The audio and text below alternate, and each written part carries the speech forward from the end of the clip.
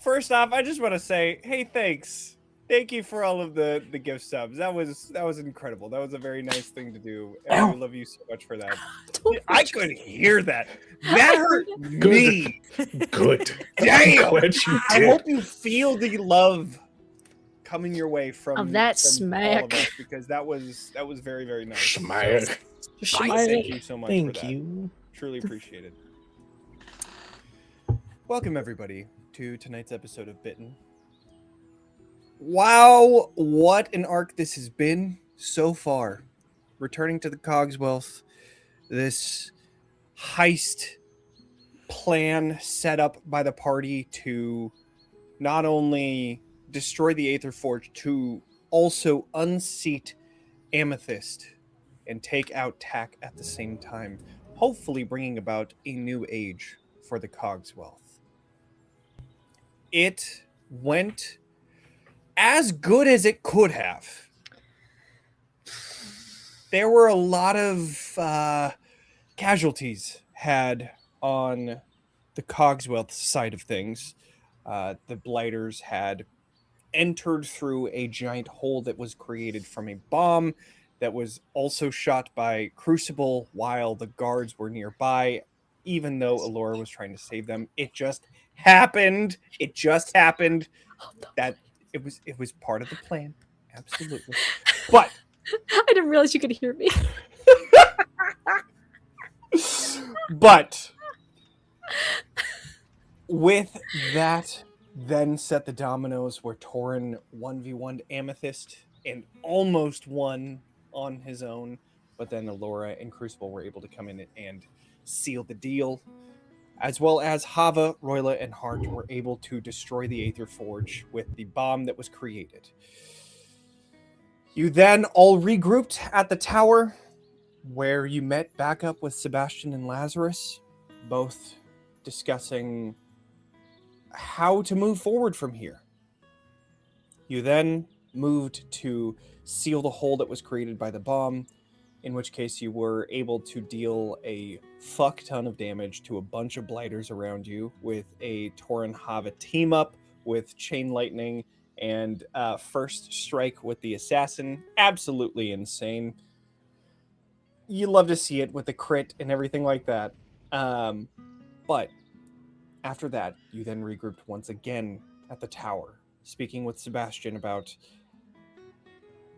whether that was a success or not, or what the meaning of success is in these terrible times. As well as, Roila, you were able to create an alternative to the Aether Forge turbines. A way that could cycle that celestial energy that was meant to be absorbed into the Aether Forge and then used to connect these teleporters. After critting on that, you were told that they would be talking about this the next day. But then came the very hard discussion between Ilora and Crucible about what had happened.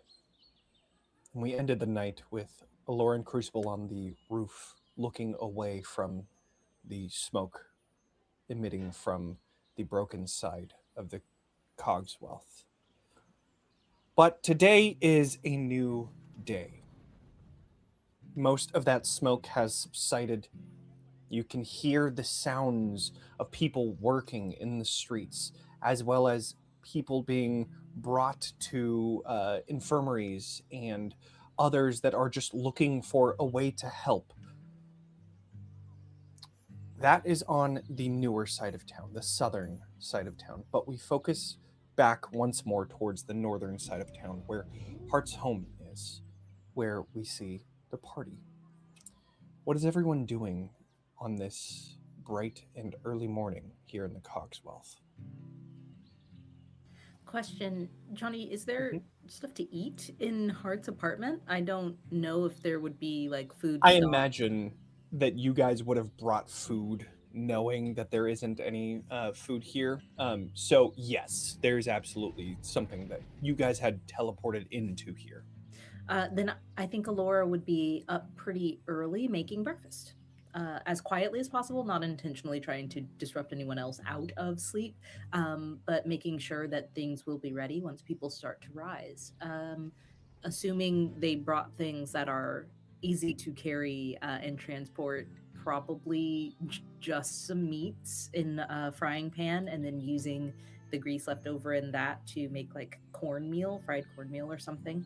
And if there's any dried fruits, things like that, putting some dried fruits on top of oats and getting some water in those, making it smell nice in here, so that at least waking after such a day is pleasant. I think Roila would probably had gone down first, and I think you'd see him coming down the stairs with like a bunch of bags, satchels, and like 50 feet of rope, and then like kind of stops at the bottom of the steps, and it's like, oh, well, aren't you up early? Hungry? Well, I haven't stopped to eat since I am going to yesterday, make you a plate. so there's work to be done. In 15 minutes. Just long enough to eat, please. Right. And I think he puts down all of his stuff. This is like a victory. This is a huge triumph for Ilora. She's very rarely able to convince him to slow down and stop in the next step of whatever plans he has in his head. So I think she fixes him a huge plate and hands it over with a drizzle of honey on top of the oats and dried fruits and says, "How did you sleep?" Slept fine, slept as long as I really needed to get going.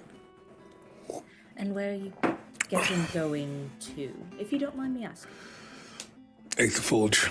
I need to analyze how much damage we ended up causing, see what's left, and then try to analyze the archways that they were planning to use for teleportation.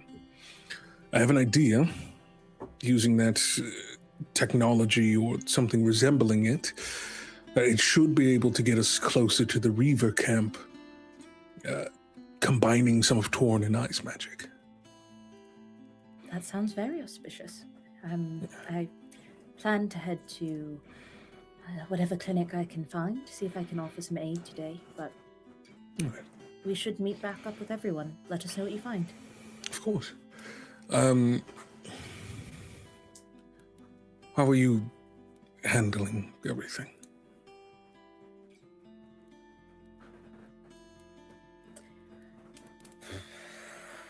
That's a heavy question in the morning.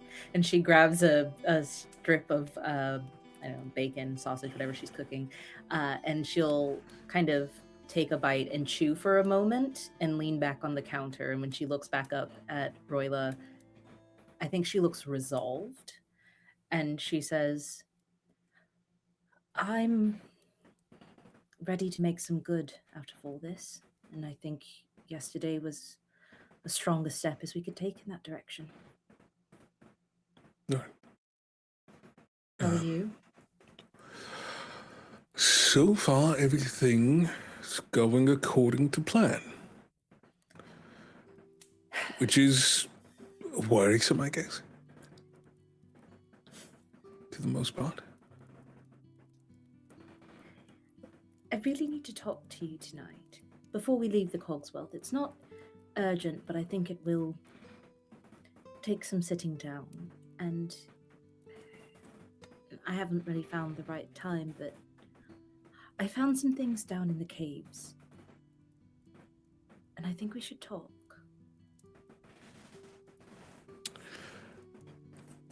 If it's of a sensitive nature, we can talk. Now, if you'd like.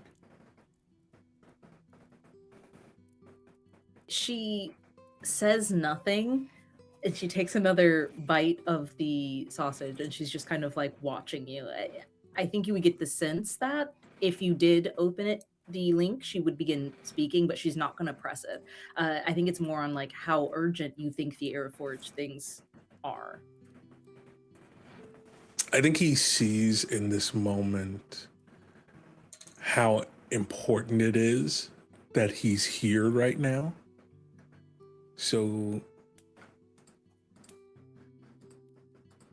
yeah, he will spend the hope to open up that psionic link with you. The caves. After the fight, I went looking for, I don't know, answers? a code, clue, a map to the cure, anything. I just went looking. And I found writings. And the way that you've been using your magic lately is interesting to me because it feels similarly aligned. And I think I didn't tell you because I've been terrified that you would think I was judging you using magic that feels so far from soul. But I don't care if you use magic at all, or what you believe, or who you follow. You're my brother, and I don't want to keep secrets from you. And I think, if we're honest, you might be the only one who can understand the damn thing. So, tonight, I think we should go over it together. Page by page, if it need be. Maybe they're not my answers. Maybe they're yours.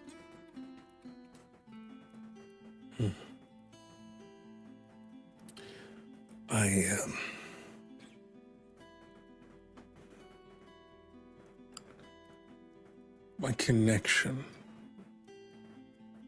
to Lune, it's hard to explain.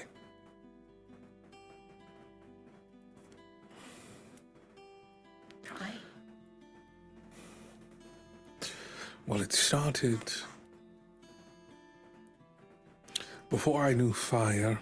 I knew ice, cold, when it came to my magic.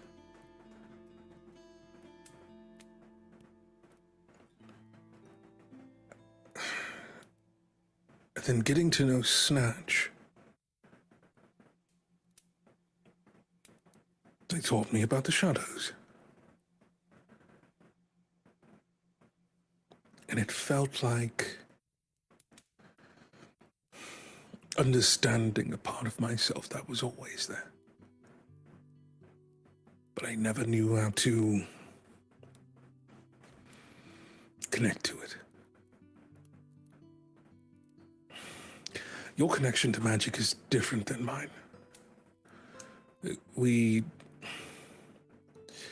emotions, faith, it could be a driving force for our magic.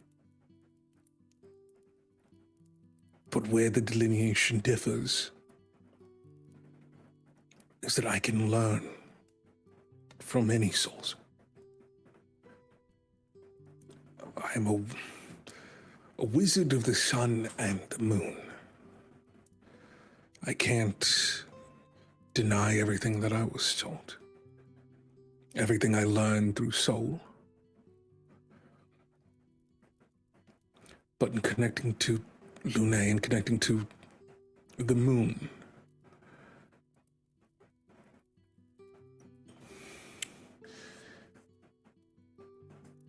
magic for me is like visiting different libraries. There's different sources, but I'm able to rent the book, essentially.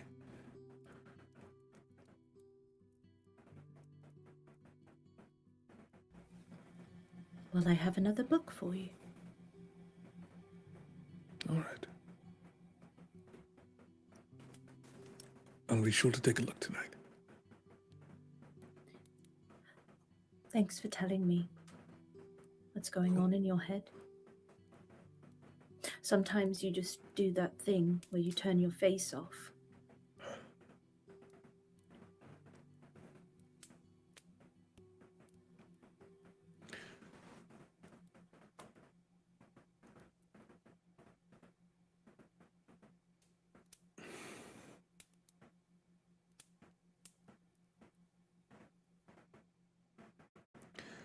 The guilt doesn't have the same weight on me anymore. From everything that I've done. Be it in this life or the next, I will pay for the things that I will do on this world.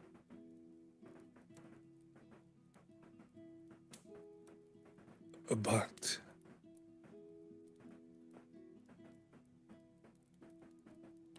I can't let that stop me from moving forward and trying to fix the things that I break along the way. I don't mean to be distant or cold.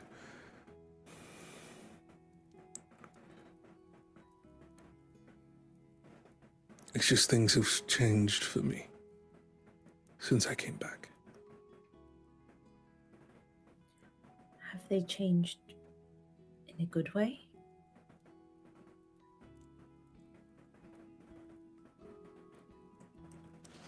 I don't know. I just know that things feel clear. Every answer that felt out of reach, it feels inevitable. Like it's only a matter of time before I find them. Ilora finishes her plate and sets it down. And I think she looks at you as if she's actually looking at you, not seeing you as her brother, but just taking in what you're saying and really listening from a place of not what does this mean for my twin and me, just like what are you trying to get across? And she smiles eventually, and in your head you hear,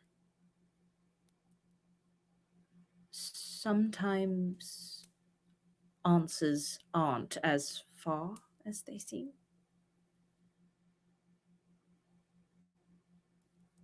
And she isn't trying to be cheeky. And I don't know if your link works in the way that it only can send words, but if it could receive pictures, you would be getting an image of Torin right now. And she turns to start scraping off the scraps on her plate to start fixing a different one for whoever might be coming in.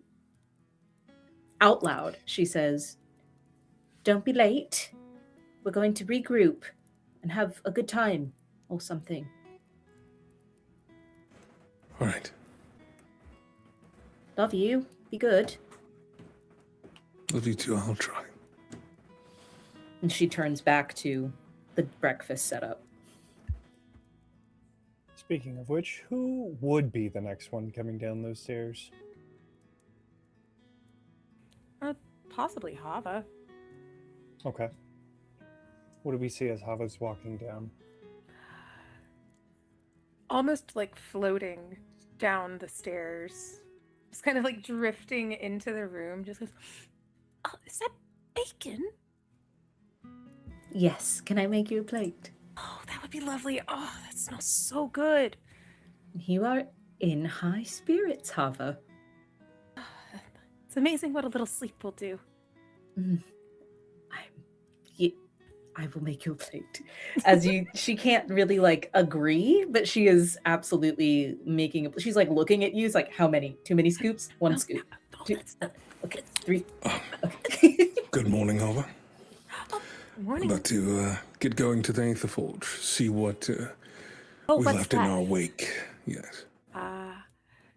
Because you would need a lot of the papers and things there in order to do your work. It would be of great assistance, and time was not on our side, so. No, collecting paperwork did not seem like the priority at that time, no. And I'd like to thank you for all your help yesterday. That flame of yours is extraordinary. If she could glow, she would. It would be like partway between beaming and blushing. It's so wonderful to know that it served its purpose, and that I did what I set out to do.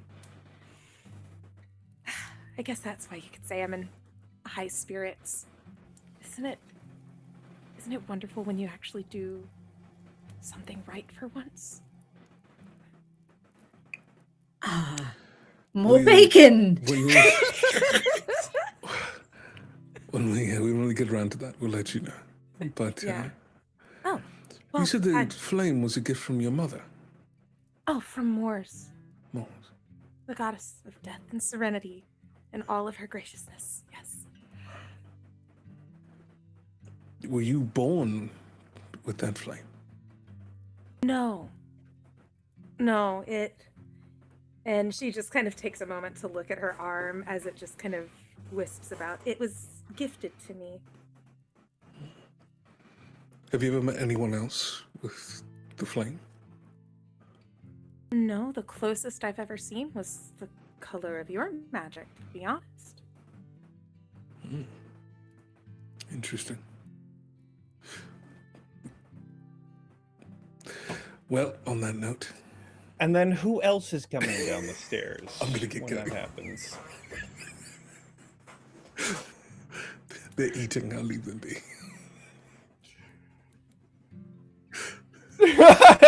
You're here. You're here. Hello. I know, right? No, it's fine. Chew. Take your time. Man. You're fine.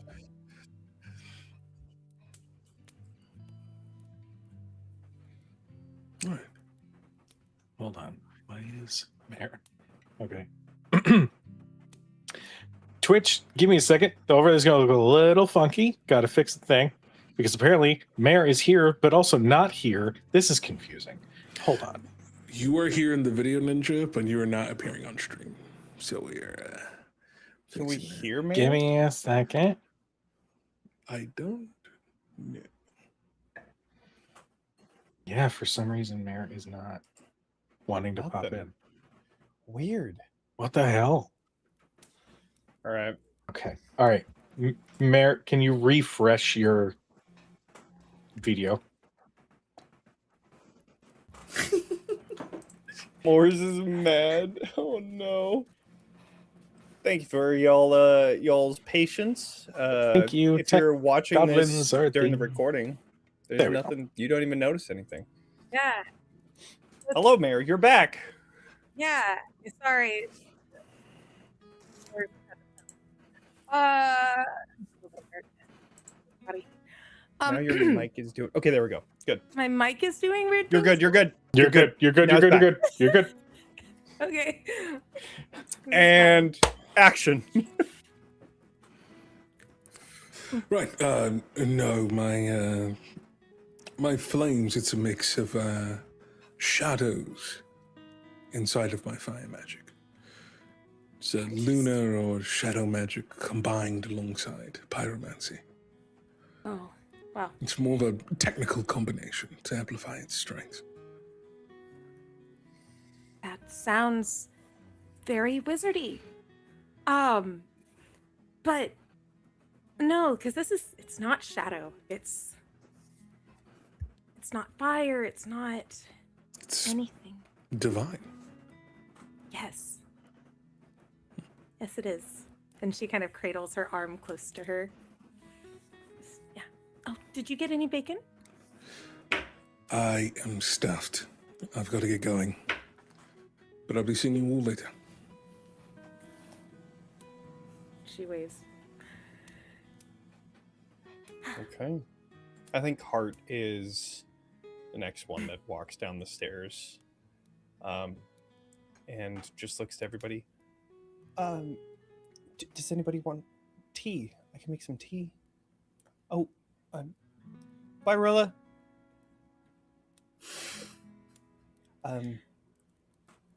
Tea. I'll make some tea. I'll make some tea. Yeah, why not? Why not? Sure. He walks into his own kitchen and there's a giant that's already doing like 6 things on the stove and oven.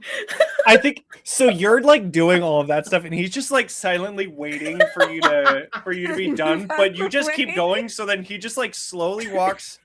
I'm just, and then like Scooch right. reaches over for a kettle to like. I'm just gonna. Okay, here. Oh, okay, there. Okay, I got it. Okay. It is a fascinating kettle.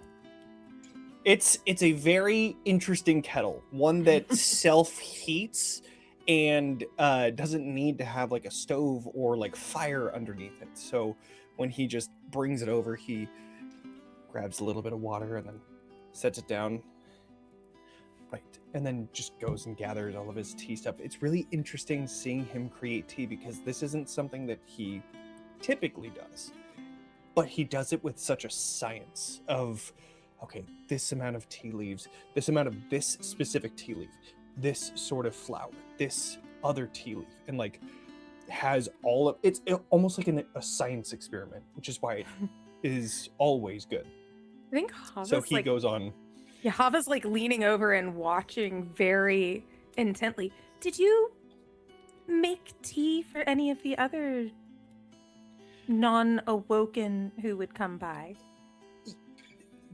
When we were doing our research, we would have people that would come in, and there was a while there that the sickness actually lasted for about a week.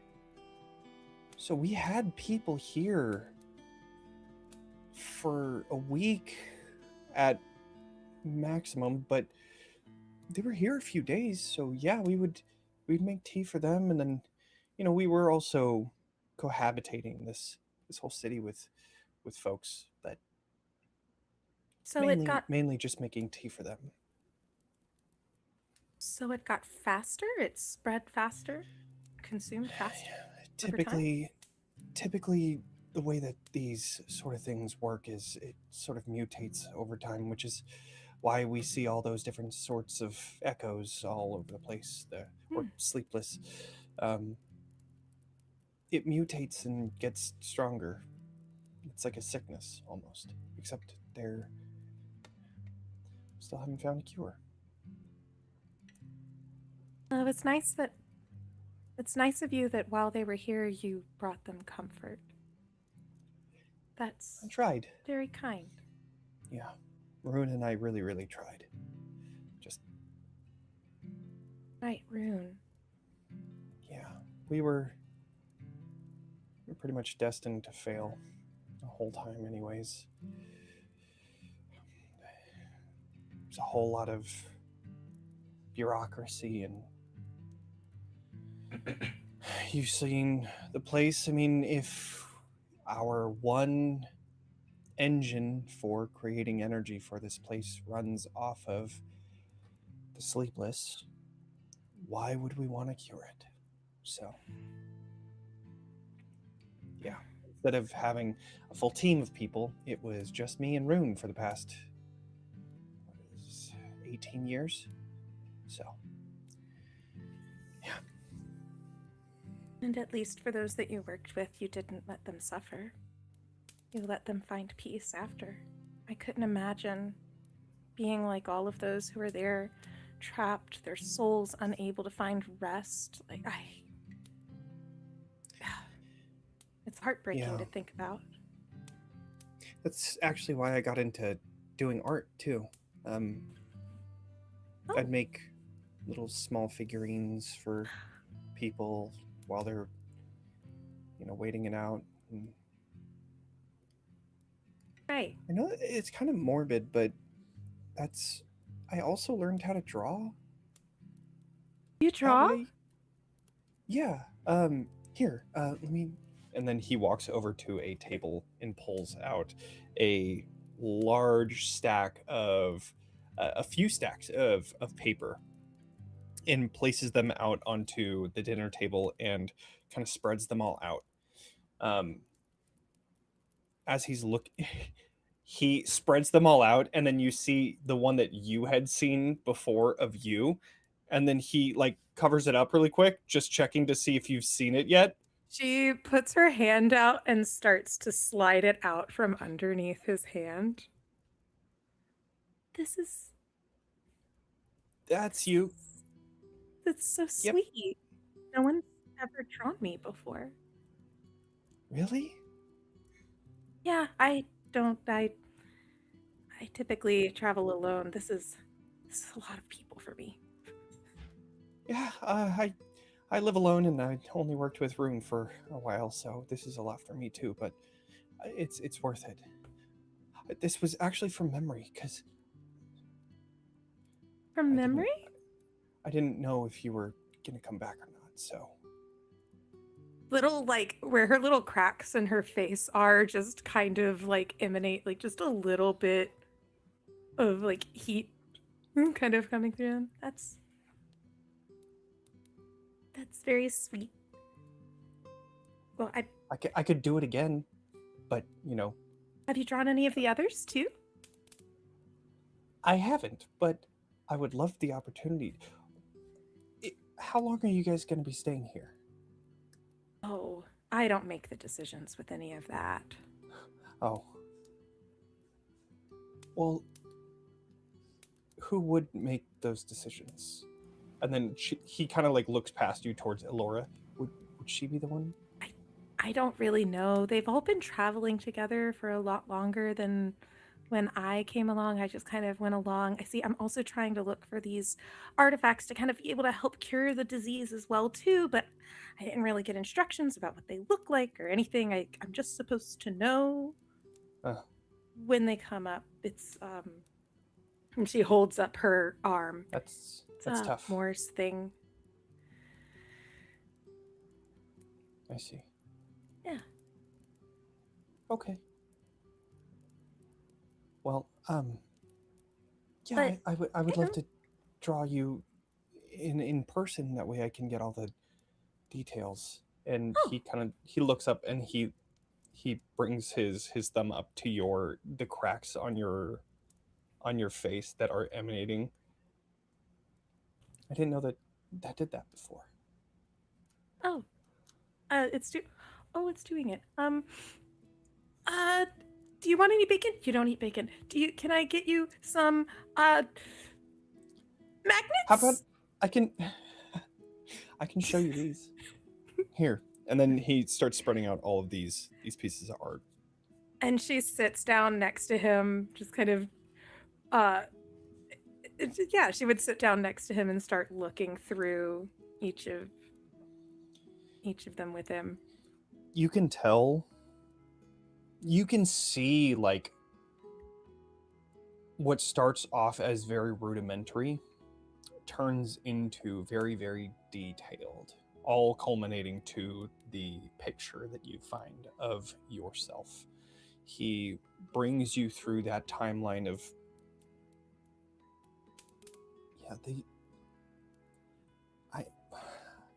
I know this is going to sound weird, but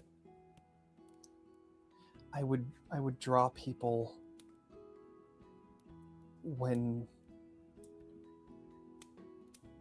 they were dead. It felt weird at first because it was obviously they're not there, but it also felt right because I couldn't describe it at the time, but I think that now that I've met you, I understand what it was. It was me honoring them and the life that they lived and being more than just what they turned into. Their faces, their names, their memories, all that I remembered about them drawn into this paper here.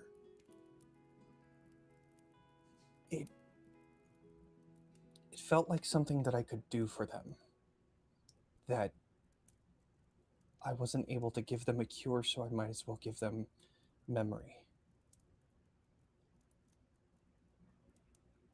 Is that weird? I know it's kind of weird. A bit. I think Laura says from the kitchen. Hava, without even acknowledging that, I think that's one of the most beautiful things. I know that you did the same thing. You sort of. I do. And she looks at like the knots that she has on the cord that's around her waist. She's like, well, from yesterday, I'm gonna need a little bit more rope. Oh, you're gonna need a lot more. I'm gonna need a lot more cord. But I try. And I'd like to think, everyone thinks that death is very scary. We don't know what's supposed to happen on the other side, what happens to us. Yeah. But for Moors, she just, like a mother, wants to help you fall asleep. Like, I don't know if you were ever really young or really small. You had a hard time falling asleep. Something out there was very scary. But sometimes you just want to go to someone. They can comfort you and you can finally rest. That's what it's supposed to be like. Yeah. Not I what this is. I wonder if that's how us, end up. It's been something I've thought about since you left, talking about Moors and all that. Before, I never really thought about it. We just kind of thought that was that. But then again, if we have a soul just like you do, then I don't see why not.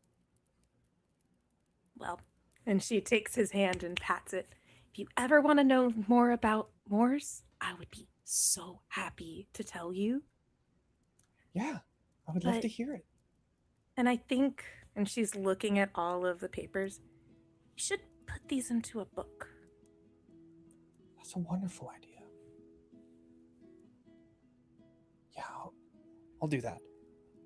And he gathers all of the papers up into like a pretty sizable stack. I mean, this has been like 17 years, and granted, he didn't start it 17 years ago, but it's a pretty sizable stack of different portraits.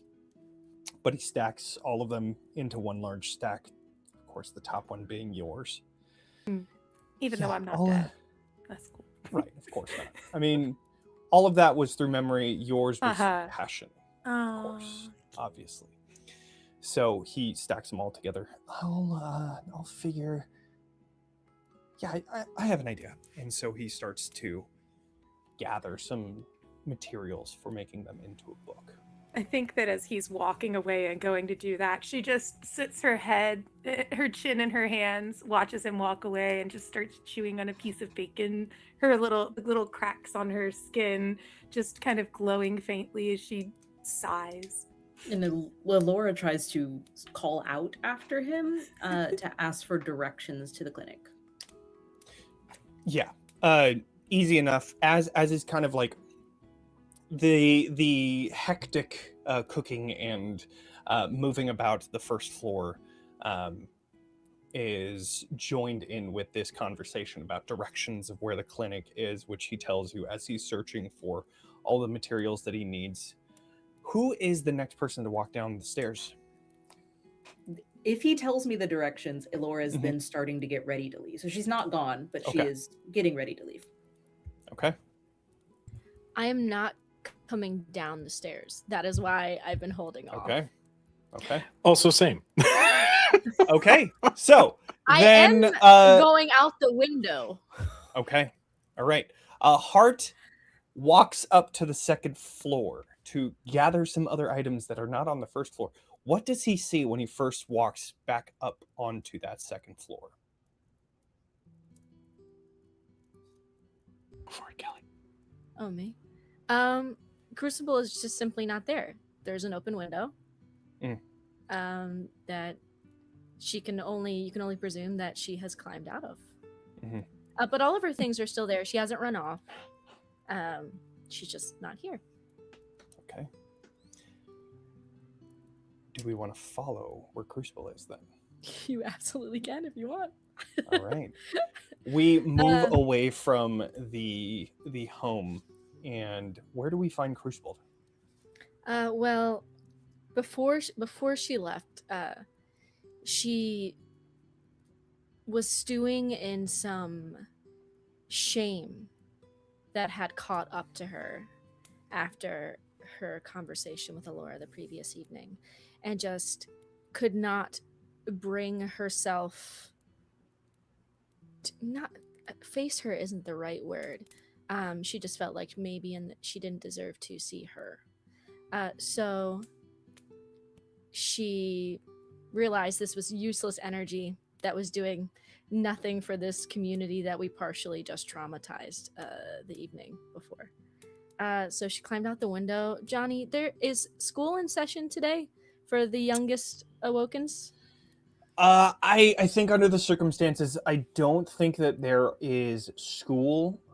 However, there really isn't like children in terms of Awoken. It's more of just like there is a minimum amount of information that is like given to people that are awoken. When they awake, they have, or at least in the Cogswealth specifically, they have like that process of like giving them like enough information to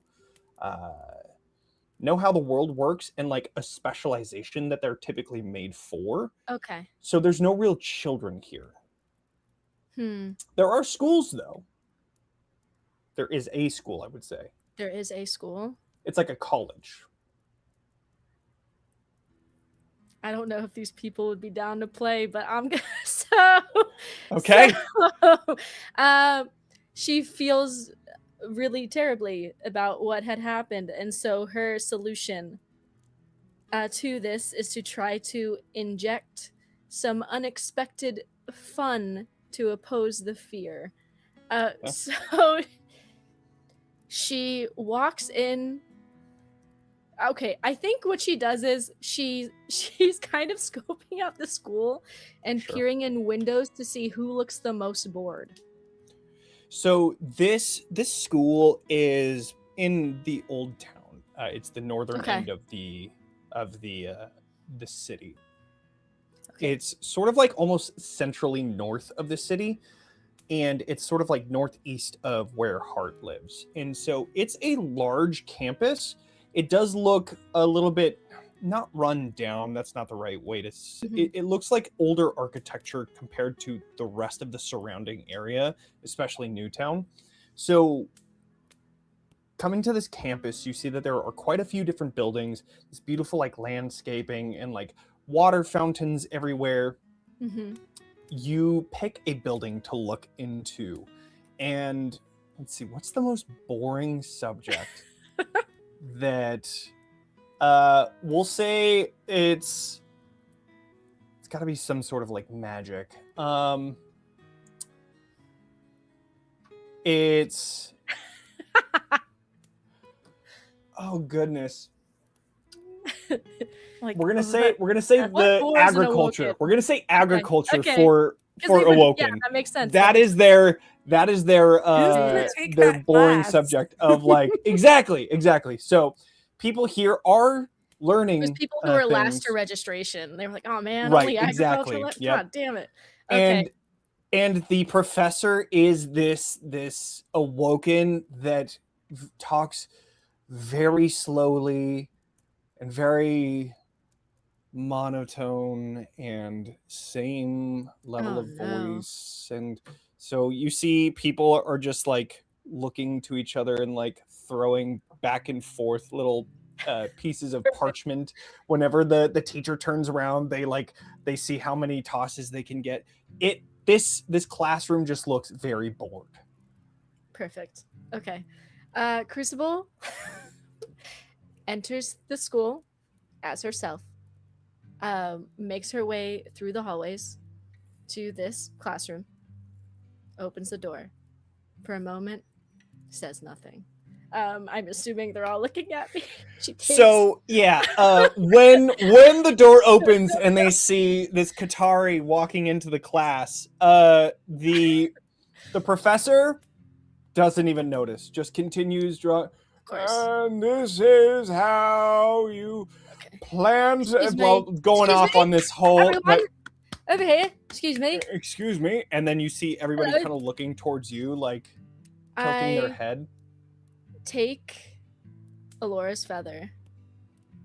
I make myself sneeze.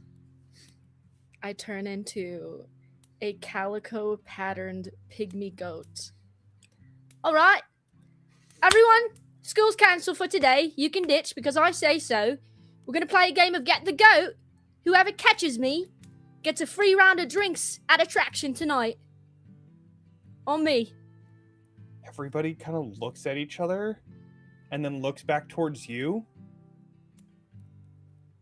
and you hear as like all of these desks move out of the way simultaneously as all of them start rushing forward. And excuse me, the class is still in session. And they're like rushing out. I'm running in the courtyard. I'm running. Go ahead and do. We're gonna say this is gonna be an agility roll. Okay. All right. The greased up pig energy of this is wild. All right. Let me see. Gain advantage. Ooh. Would you say because I have advantage on sprinting, I could add this to my agility roll? Sure, absolutely. Oh, yeah. Okay. Oh, I'm also elusive prey. I didn't even look at this. Oh. Ooh. But okay, let's see. All right, so that's, hold on, let me get the d6. Wait, that's math. That's 16 so far with hope. I'm gonna get 19 with hope. Wow. Okay. Yeah. I'd So say it would be it takes a long time for anybody to actually catch you, and one of them almost does, but then you jump out of their arms before they're able to actually tackle you down. so close. And I'm like, I'm totally heckling them as I'm doing this too to like keep the vibes up. Love that. Your goal of creating this laughter and energy succeeds to the point where it's disrupting the other classrooms that are nearby. Yes. So people start leaving their lectures, kind of like trying to figure out what the hell is going on, as like different awoken are running past and saying, "Catch the goat!" I'm announcing it as I'm passing classrooms with like open Exactly. It is mayhem in the best way, as people are laughing and running around, and it's this beautiful day as a stark contrast as to the past weather that you've been having of lightning and thunder and very clouded skies. Now is just this beautiful day outside, and this goes on for a while. Can Roila be walking by through town as that's happening? Yeah, I think he's seeing that. He sees the professor. He gives him a pat on the shoulder. Yeah, you know, it doesn't really change the age of the student. You know, it's, no matter what, they're easily distracted. I'll tell you that. From one professor to one teacher to another, my friend. One teacher to another. Anyways, I see. Hocus pocus. I'm gonna try to cast levitation on Crucible. God damn it! They fly 30 feet on top of a roof. Okay.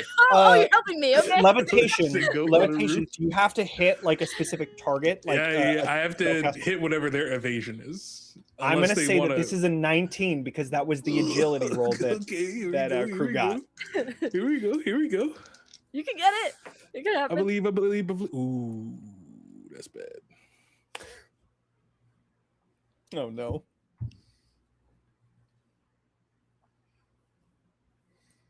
Dang, that misses. That's a 15 with fear. So the spell doesn't happen. I'm just like, oh. No, the spell absolutely happens. You're just students instead. So yeah, exactly. This group of students work together. They say, okay, they create this plan. Everybody's been chasing, but they were smart brain. They were like, we're gonna crack a plan and we're gonna make this happen. Now they enact the plan. They make Crucible go one way, and then another one comes around a corner, and then Crucible turns around, hops off of the wall, and rushes towards another two students. And that is when, boom, both of them lift up, and crew, you go barreling under both of them as they lift up, and you see at the other end of the courtyard, Roila standing next to the original professor that was there. Well, you know, they say happy little accidents and all that. Put those students down this minute! I eventually will slow down.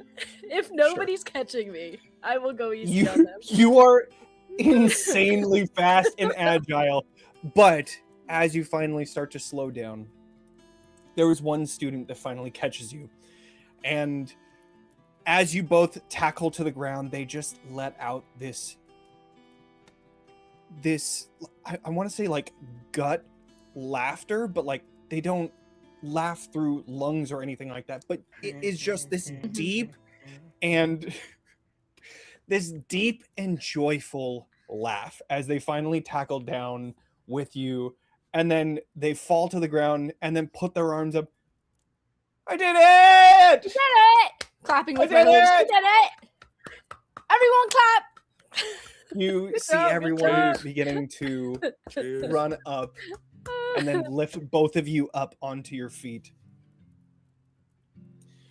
All right.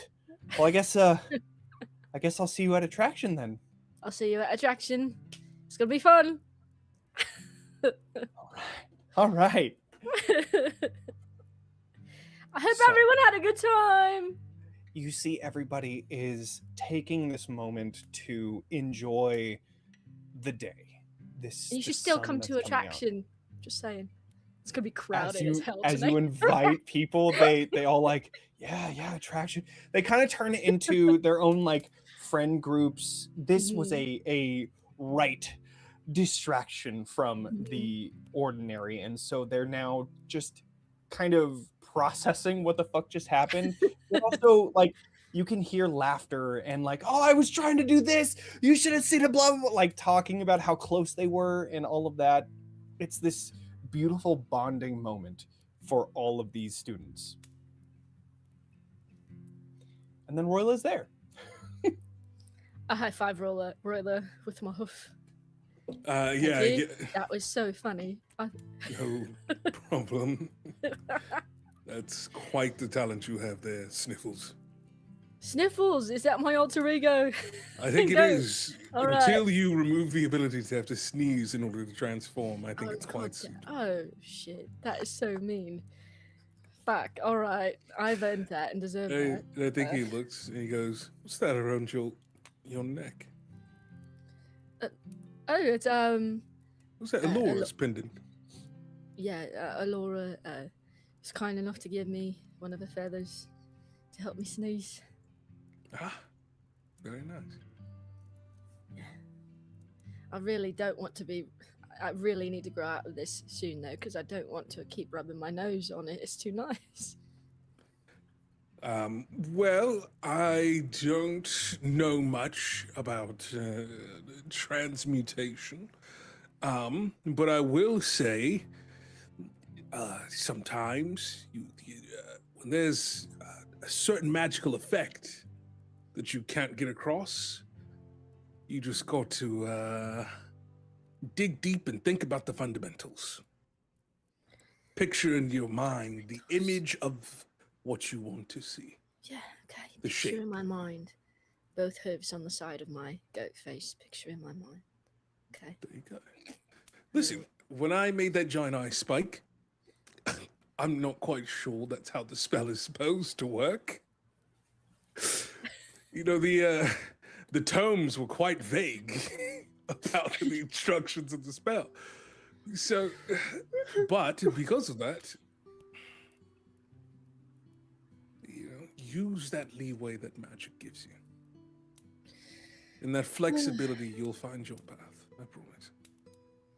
I'll try. Well, right now I think my problem is maybe I'm trying too hard, and also at the same time not trying. It's all. I feel like things keep happening by accident. Like I'm getting what I need, but there's no grace to it. Like what? Like, me cursing at the top of a tower as a giant tarantula that I didn't necessarily intend to turn into, but it just so happened and it worked out. I'm hopefully going to get to the point where I do things on purpose. Well, when that day comes, great. But I think in that spontaneity is where your spark of genius lies. Spark Don't of count yourself genius. I don't know about genius. I heard you talking to them about what is it you're using, Luna? What are you doing? What? I'm building a wizard tower, in simplest terms. What does that mean? What does that mean? Think of like a lightning rod. And Okay. that's what the tower will be. It'll take that energy and use it to power their technology. No more blighters. No more innocent people getting harmed. Roila, you've only gotten grander as time has gone on. I feel like you've gotten an extra spark from somewhere. I don't know where. Do you feel that way, or does it just feel natural?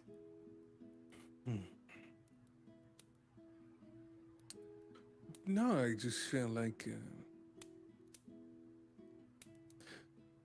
the limits are gone. You know? Like, it's like you had a cart and you started taking off all the sandbags off of it that were weighing it down. And now it's just moving faster. Okay. So maybe I also have to get some sandbags off my cart as well. Feeling of guilt, wishing you had done more, that you let people down, that people got hurt because of the things that you've done. It's corrosive. It eats away at you. And you have a choice. You can either let those things continue to eat away at you and let that become who you are, or you can keep moving forward. That doesn't mean you forget the past or rewrite it. What that means is that it stays what it is, and that's in the past.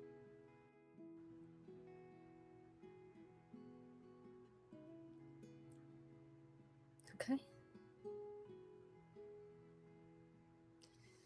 You know, it was only a short while ago that we were having silly goose kill counts out on the road, and now you are this enlightened person making a wizard tower. I'm proud of you. Thank you, Crucible. She hugs you as a goat. Brings you in and just gives you a couple of ruffles on the, the base of the, the animal skull, at the top. Oh, Yeah. that's right. Okay. Yeah. I forgot until just now that I was still like this. That's another thing I've got to be more mindful of. It's perfectly fine. It took a little while, but afterwards, I focused only on the sound of your voice and not the fact that you were a goat. And that helped me get through the conversation without laughing, because this was a very important conversation. It's a very important conversation, Yes. and you had it with a goat the whole time. I did. Now, you might want to change back before you speak with Ilora tonight. Yeah. I'm definitely not going to attraction like this. Can't even hold a drink. What would I even do? Put my drink on the floor? Unseemly. All right. Could you just real quick, and she gestures to the Yeah, I think Still he not picks there up yet. some of the fur off of his little cape. Oh, you should get And yeah, and then tickle. You're right, you don't have to narrate it. All right. Jiggy. All right. I gotta go scrounge up some money. I think I got something. And starts walking back to the inn to try to dig through her belongings because she owes people drinks. Okay. We return back to Heart's home, where we have one last member that we are following. Torin, where are you? I am still asleep, but it is evident from anybody who does look that I am struggling with a nightmare. There are these sweats on his skin. The runes have healed a little bit, but there's still a little bit of fraying at the edges of where those arcane marks on his skin are. And he is thinking in this nightmare of a conversation that he had with somebody about how the world before was beautiful, about how there were buildings that would scratch the sky. And then he remembers Snatch saying that he loved this world because it's all that he knew. And so I think everything that has happened up until this point is kind of coming up, the dangers that he and Crucible faced to get to this point. The nightmares to travel to Templeton. And I think it's all just flashing through his mind until he finally You you awaken as Heart is very gently trying to wake you up. And with that sudden awakening, he kind of pulls his hand a little bit. Hey, are you okay?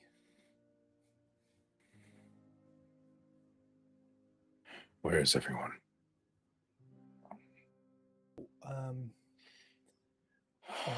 I don't know where Crucible is. I think she went out that window. All of her stuff's still here. I didn't see her leave. Roila walked out, said that he was going to the Aether Forge, and Ilora and Hava are downstairs. You okay?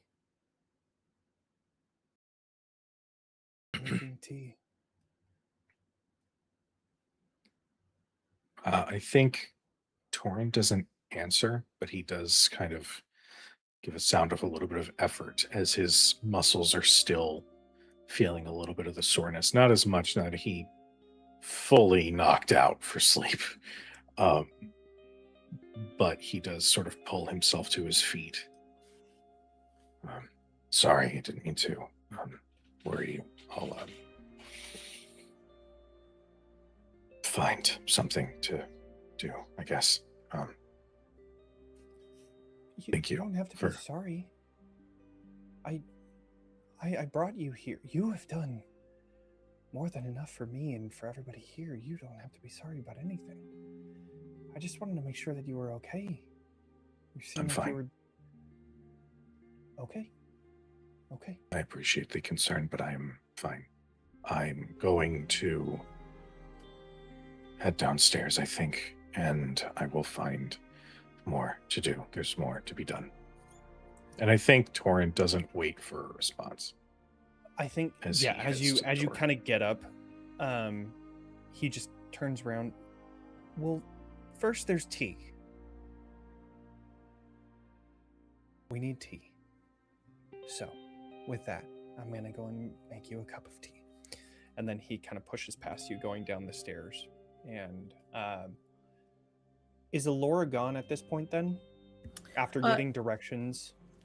I think she'd kind of call upstairs that breakfast is ready to Torin and Crucible. And without getting a response from Crucible, obviously, she'd be waiting for one from Torin. Since Hart also went upstairs. She's just more of like a... Right.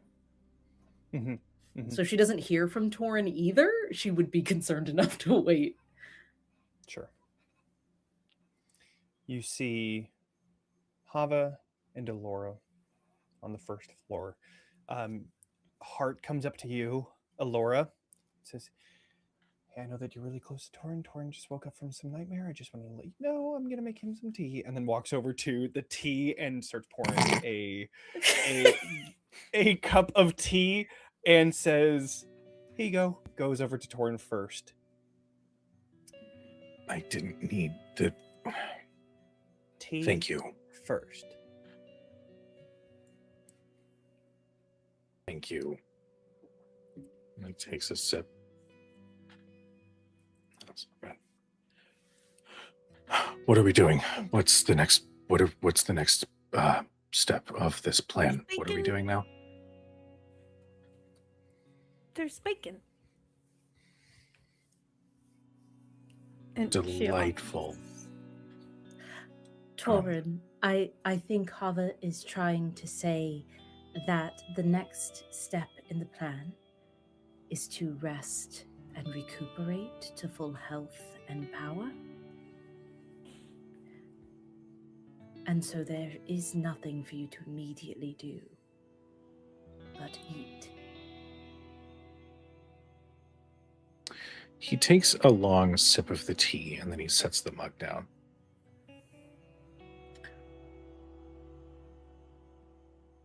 I mean this respectfully to to all three of you. We destroyed half of a city last night, so while there might not be something immediately that we have planned to do, I'm sure that there are those in the city who could use help. So I will take the bacon, takes a piece, and I'm going to go and find something to do for these people. Would you like to come with me to the clinic? Or are you being rude on purpose? We all took part. We're all feeling guilty and awful and sore. I'm off to the clinic in a moment to help the people of this city. Would you like to come with me, Torin? Or would you like to wander aimlessly, kicking at rubble and feeling bad? We are guests with someone who is trying to make us feel like we are not the criminals that we are.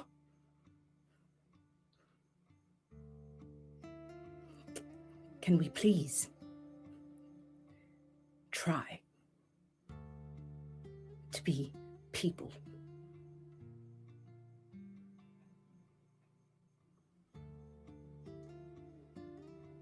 You're absolutely right.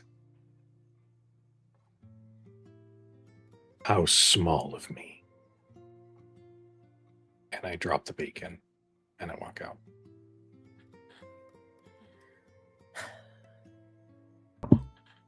Heart, He I'm sits terribly down. sorry that Torin is feeling as if he cannot be more like himself this morning. It was a stressful day, as I'm sure you remember. He was hit harder than most of us. I personally apologize for his rudeness. There's no need to apologize.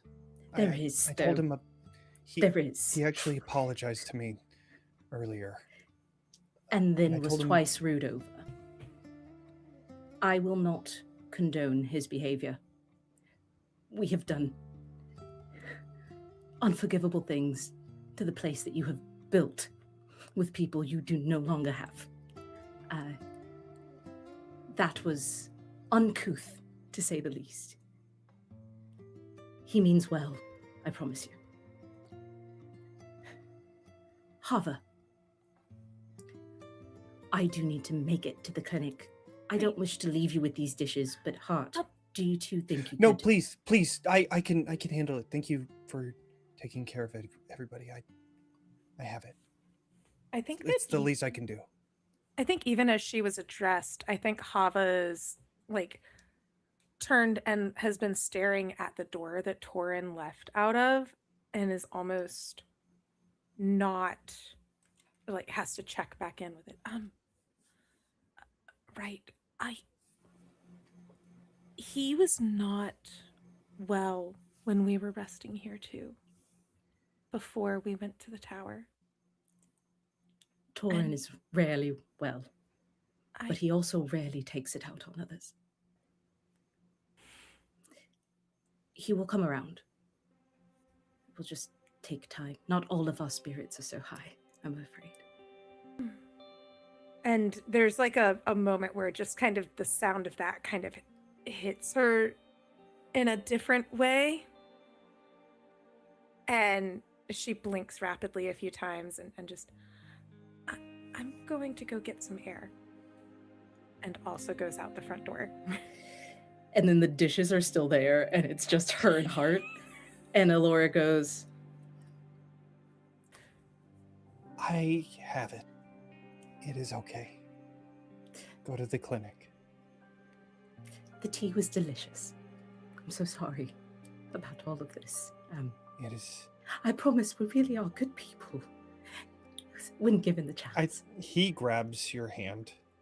Her huge hands are trembling. Yeah, yeah. It's her, like, Hand. smaller I said robot. hand, not hands. Oh. Grabs your hand with both of his and says, "You are being very hard on yourself. You have to remember that what happened last night, yes, it was bad, but it was so much worse before."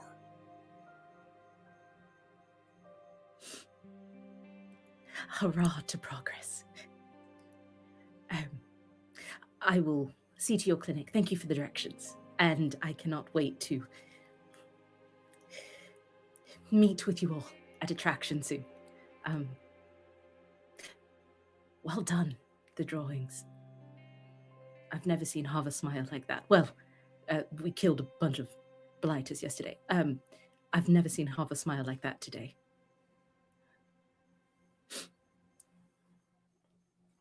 Thank you again. Without another word, he just nods, knowing that Yeah. there's nothing he can say. She goes upstairs to where Torin sleeps, and she will slip something into his pillowcase, and then she will head to the clinic. Okay.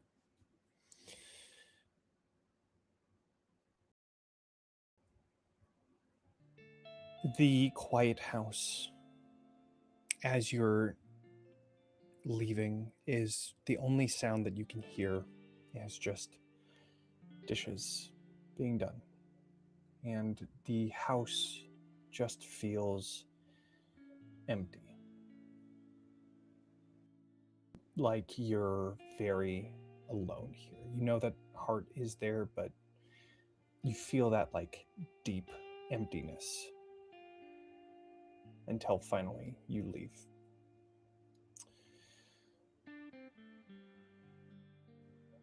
Let's follow Torin.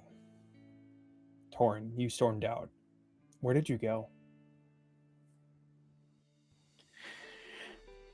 I think I went to the space where the wall had been destroyed, and even though Ilora had repaired the opening, there's something in my chest that is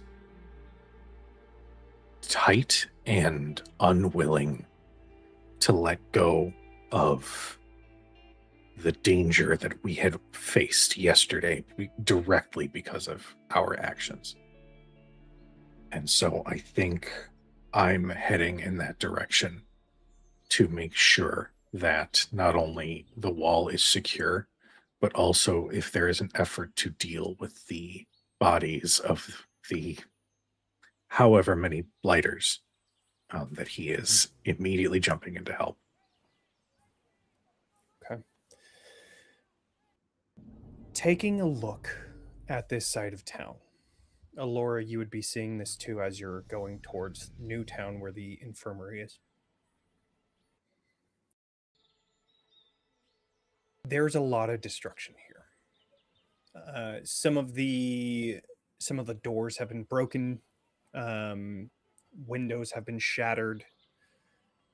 There are pieces of Awoken like arms and legs that are strewn about. There is a cleaning effort that is underway. And a lot of that focus is on the dozens, if not hundreds, of blighters that are currently covering the floors here.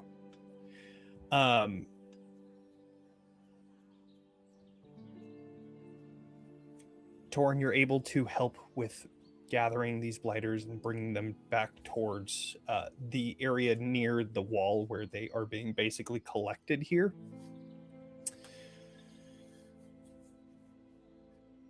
And Ilora, you are able to find this infirmary.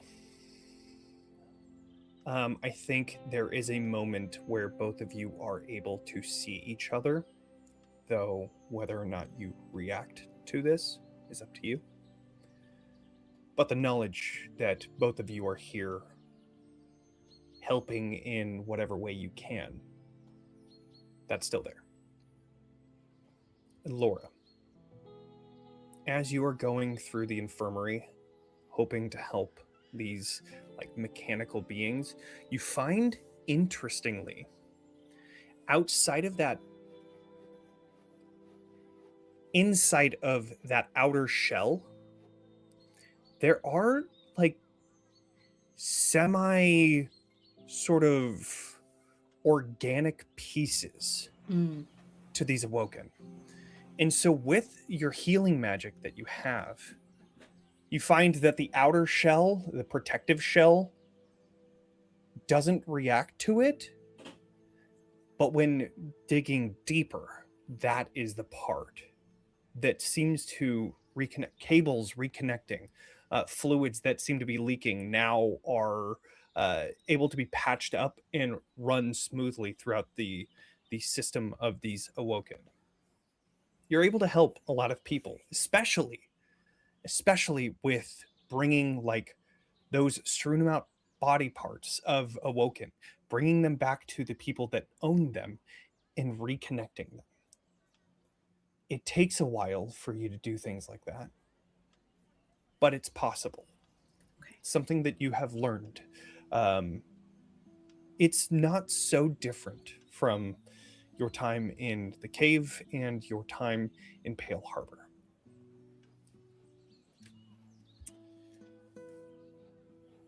Hava, where do you go?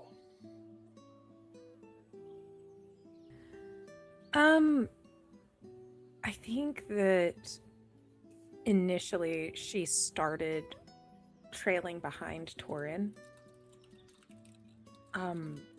Seeing as his state then felt very similar to the night when they were resting at Hearts before going to the tower and before everything. I believe that is her initial goal, but at the same time, something that Ilora said just stuck with her. Just this idea of not all of us can have as high spirits. And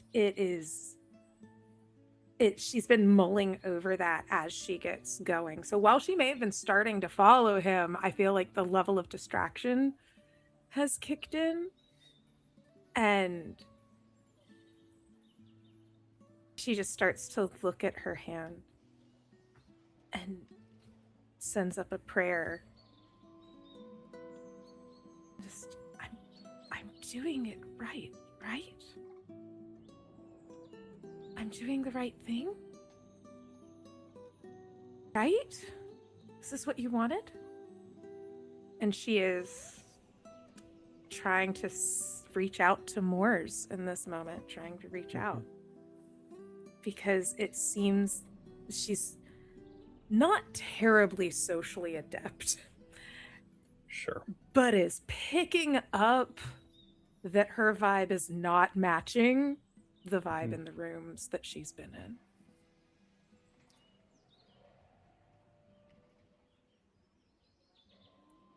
You reach out to Morse, asking whether you are doing the right thing or not.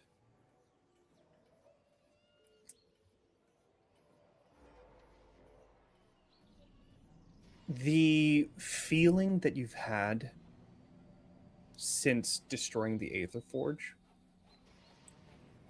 has been this bliss, this sure confidence that you're doing the right thing. And that feeling, where does Hava feel her anxiety? I think that it's almost like she wants to feel it in her arm, but can't. Instead, it almost manifests in the way that her hair moves and in the rippling of the ash on her skin. And it's her skin and her hair and just all of the parts that are just outside of her. Like when you touch your own skin, you kind of feel it. It feels like that.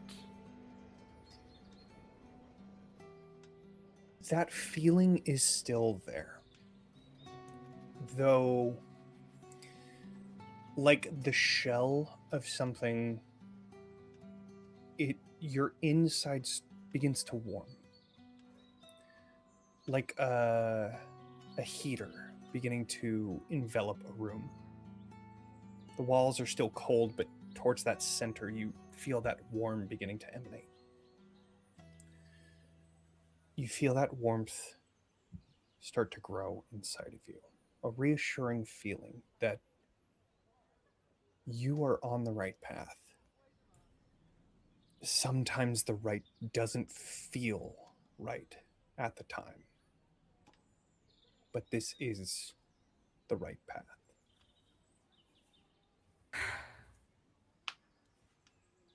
I think with that, there is a smile, but then she kind of schools it back herself, almost feeling like that's something she's going to need to start doing.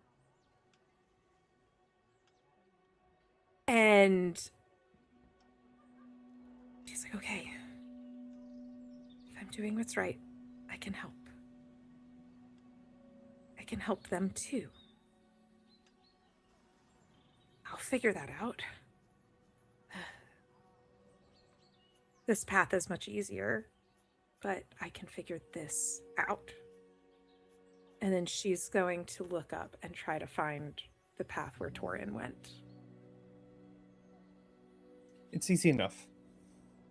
The effort to clean up after last night's events is very visible, no matter where you go.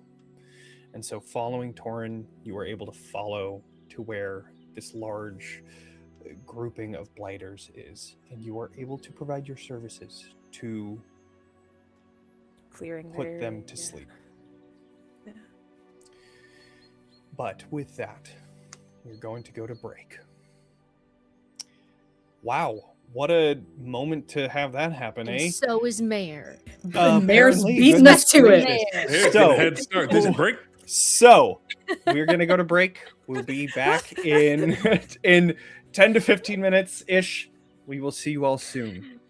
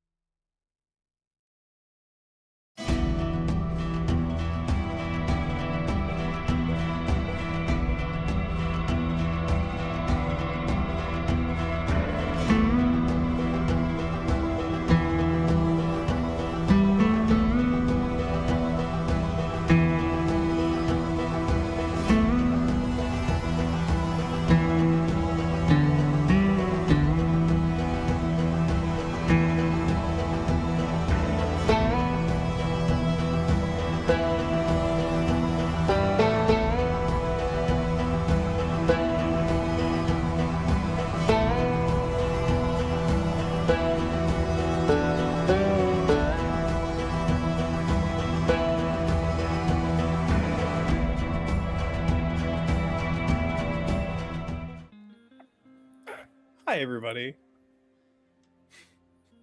So happy to be back. It's hitting now. Sorry. Woo! All right. And with that, we're going to follow Roila. After the chasing of the goat at the college here in the Cogswealth, Roila, you take your leave as Crucible leaves back towards Heart's home.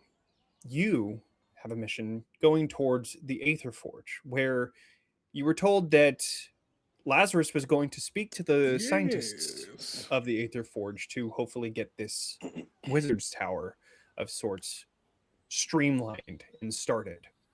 So what you see as you're walking through the old town, a lot of people are sort of talking and in collections of groups looking towards Newtown and understanding what has happened. There's a lot of conversations going on, a lot of mumbling, and many of them stare at you, this giant, non-awoken, walking through their streets.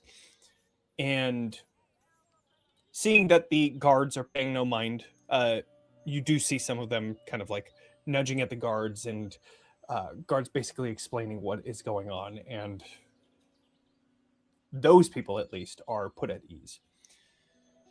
But it doesn't bother you. You continue walking through the city until you finally arrive at the Aether Forge, where you find this large crater in the center of where the turbines used to sit, flush with the ground level.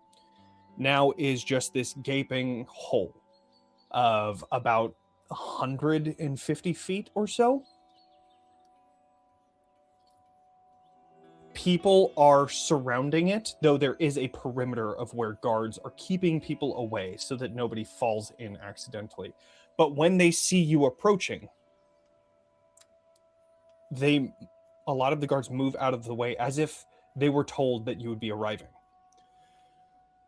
As you pass by, you see the Aether Forge facility, just on the edge of that crater, part of which the outside wall that was facing the turbines has collapsed over. But most of the facility is still standing. You walk into the door and find that a lot of the papers here have been scattered, the workbenches have crumbled, but the most important thing, the thing that you had seen before, this large teleporter arc that was at the center of this lab of sorts, is still standing. There are some of the arcs that were lining the walls here. Some of those have collapsed. However, the main one is still at the center. And there, just next to that, you see a group of people.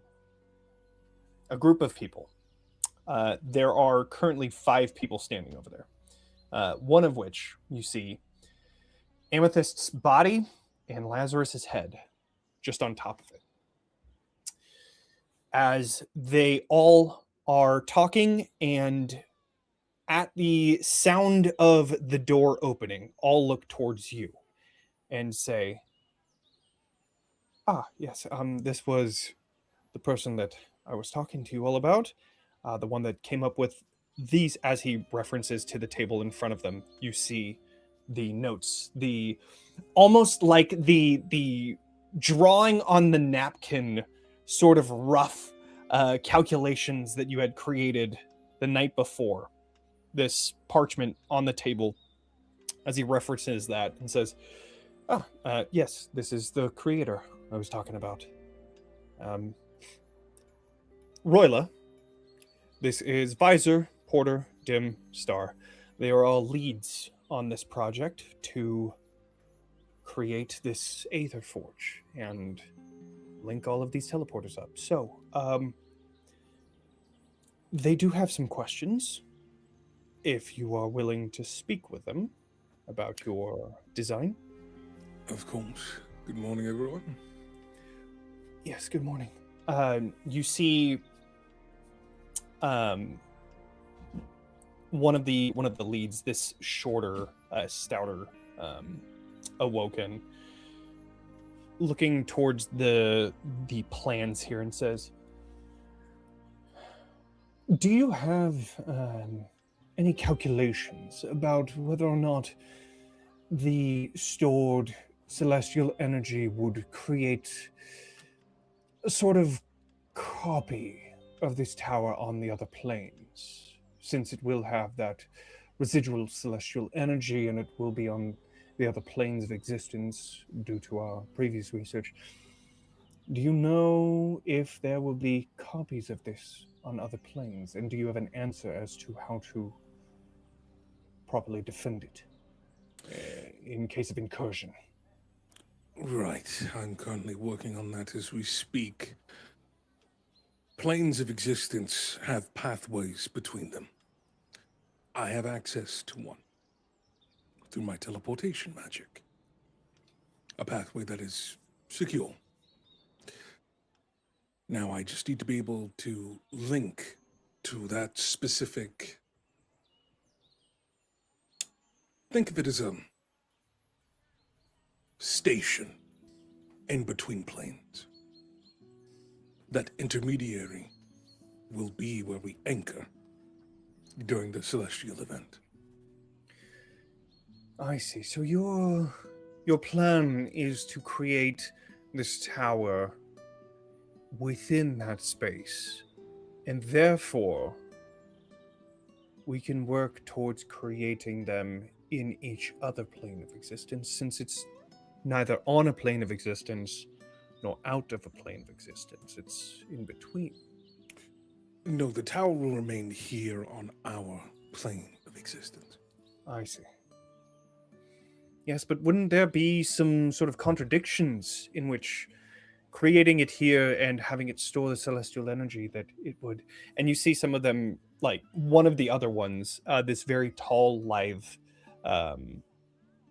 Awoken, who Lazarus introduced as Star, says, well, remember, we have 3 weeks to gather the celestial energy There's plenty of time to figure these things out. However, I think that if it will be creating the copies on other planes of existence, then, well, theoretically, this tower, we could create a black box of sorts for the teleporter, as to make it impenetrable unless we deem that person fit to enter the station or the tower. This is actually better than what we had expected before, because before we didn't have a black box. We just had the teleporter on those planes, and we were just hoping that we would have to defend them. So I think that this actually is a brilliant idea.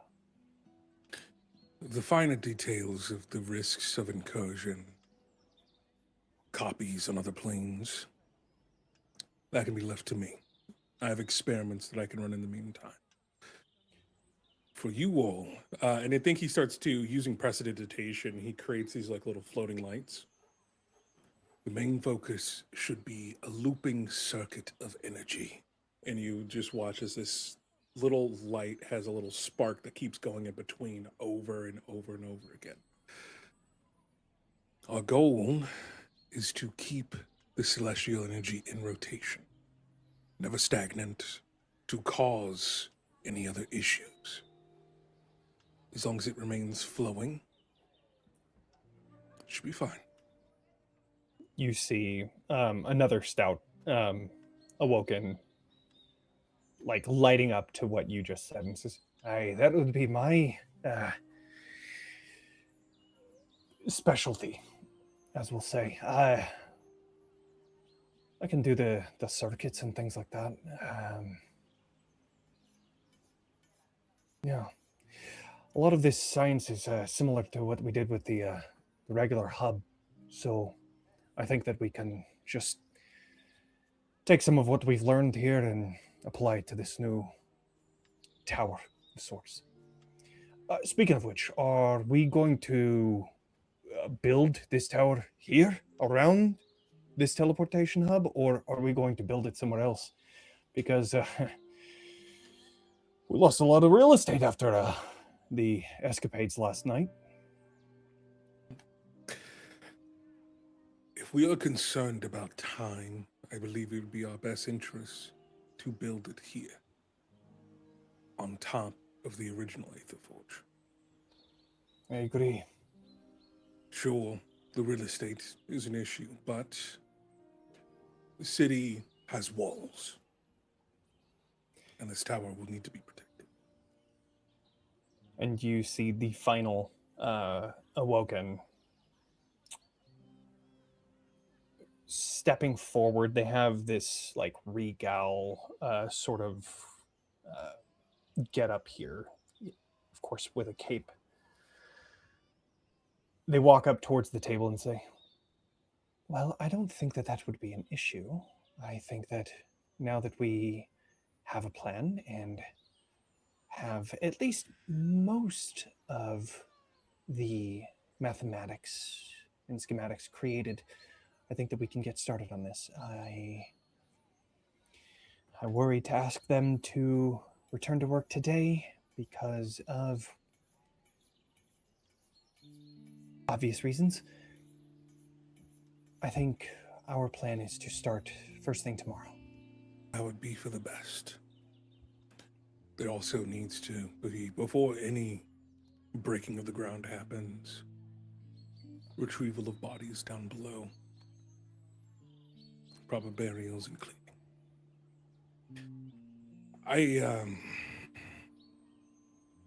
As wizards, oftentimes our reputations are tainted by ambition. But for all of us here in this room, we all need to agree upon a singular vision. One, with the basis, is for a renewable, sustainable energy. One that could help connect and protect this world.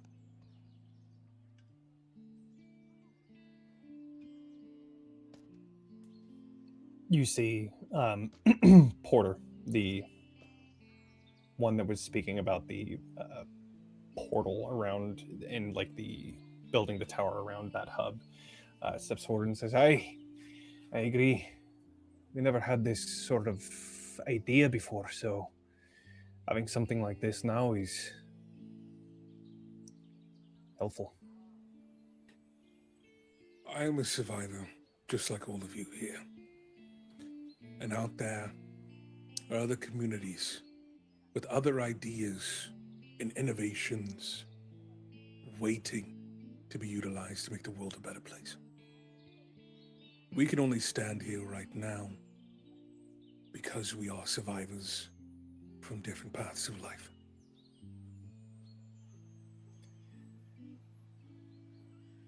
That's when Lazarus starts talking and says, yeah, I think that's more on my side of things.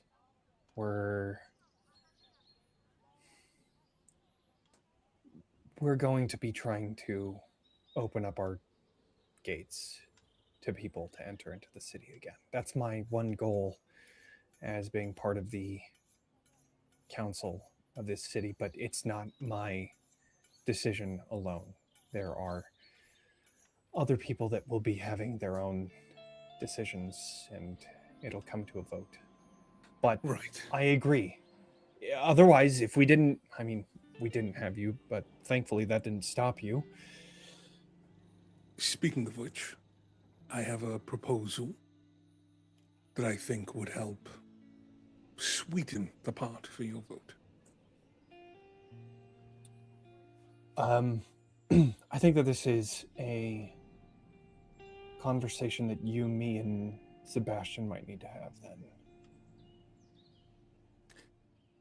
Would you mind coming with me? Sure. As he kind of guides him towards the... Before we... Is there any other questions or anything like that? And you just see all of them are just kind of tuning you out and starting to talk about like logistics and where we need to move things, what kind of material they're going to need for the tower, and yada, yada, yada. And so Lazarus just looks over and, all right, and then follows you over. I think as we start to get to somewhere more private, I think he'll start... part of prestidigitation is that I can start repairing objects. So I think he'll start going to where like the offices are, and then like filing cabinets will start to reverse in time, and all the papers start to file back into place. Cool. Even though some of them are like burnt to a crisp, it's just like cleaning up and starting to move things into place. And he just says, Sebastian, that's what I wanted to speak to you about. I see. He stood by and allowed this to happen. I agree. And you took the fall for it. That I did.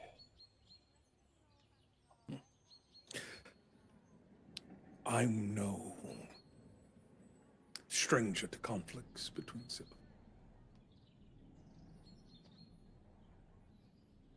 I also know what it feels like to also want the best for someone you care about.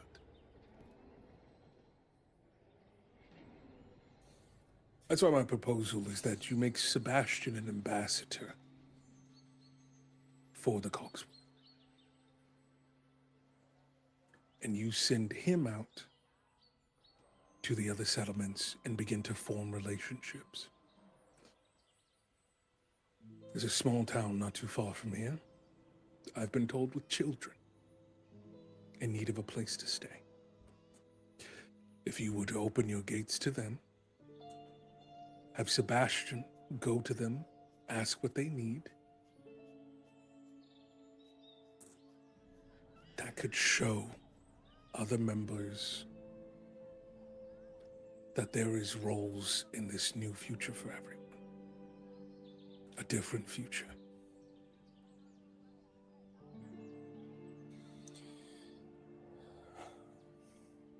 Sebastian's good at talking too, so. Yeah, that's why he got in the position he's in. So I think he could be putting that to even better use right now. I agree. I think that's a wonderful idea. I worry things got so out of hand before, and here we are now. I'm just worried that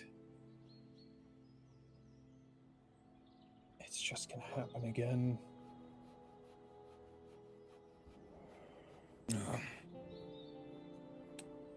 That is the worry of the future.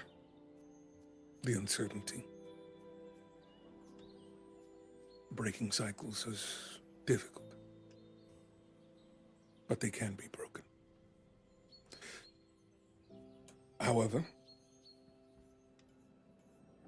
you cannot let that fear hold you back from carving a new future.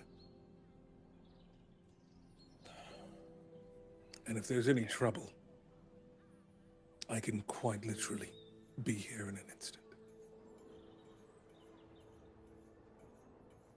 That is the goal of this entire facility, is to finally have a means of transportation that doesn't worry about what the world is out there. We can keep each other accountable. We can trade, build relationships, learn from mistakes.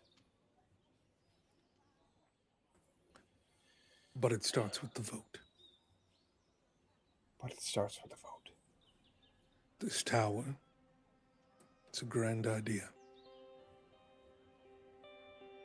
But I know from experience you cannot force a people to adopt your ideas.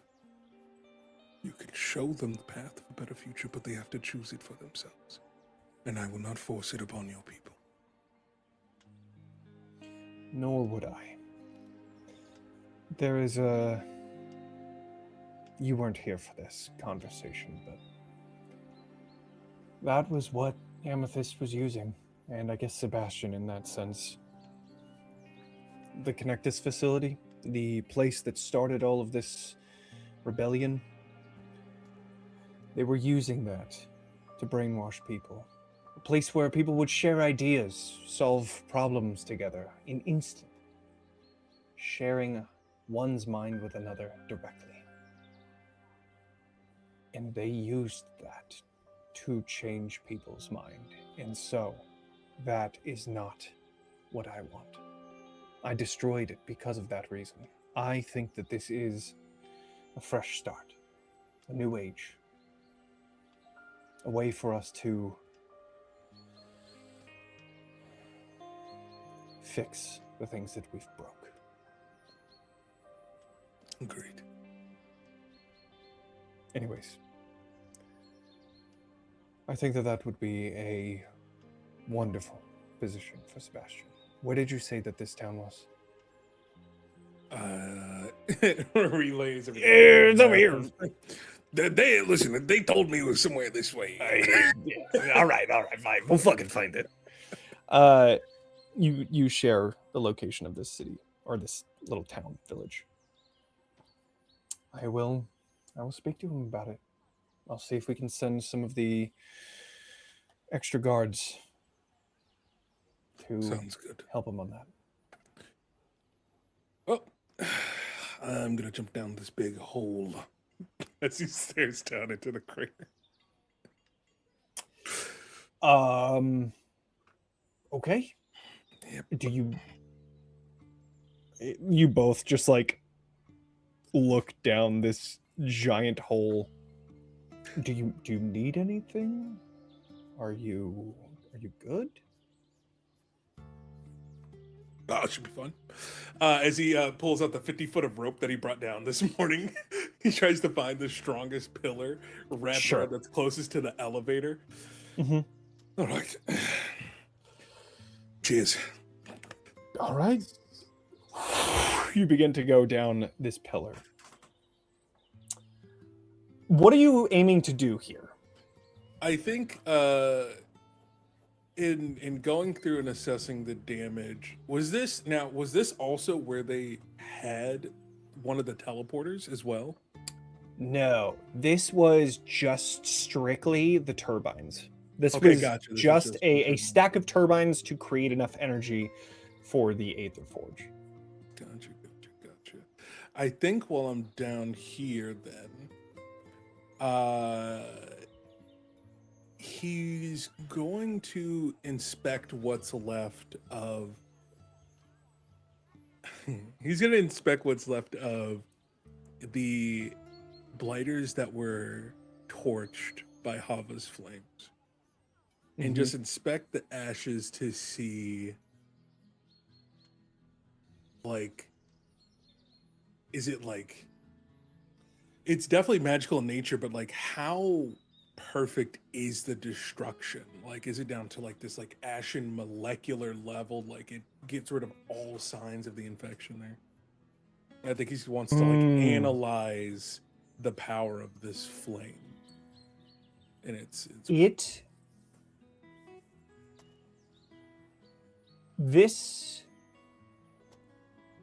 what's left is very reminiscent of what you see after a campfire.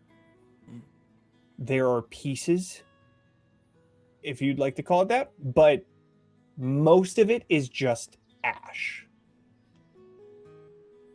It's very effective in returning to dust.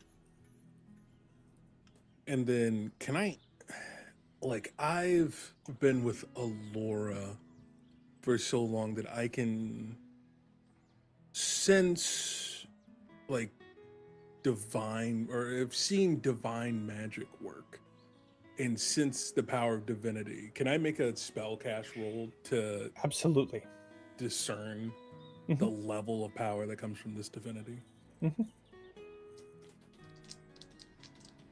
Oh,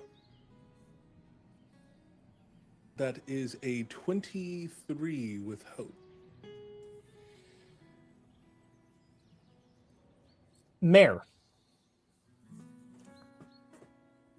Roila is looking into the ash and the effect that your black flame has on it.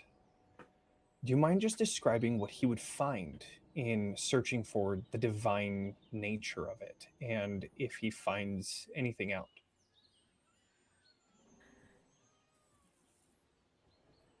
Yeah.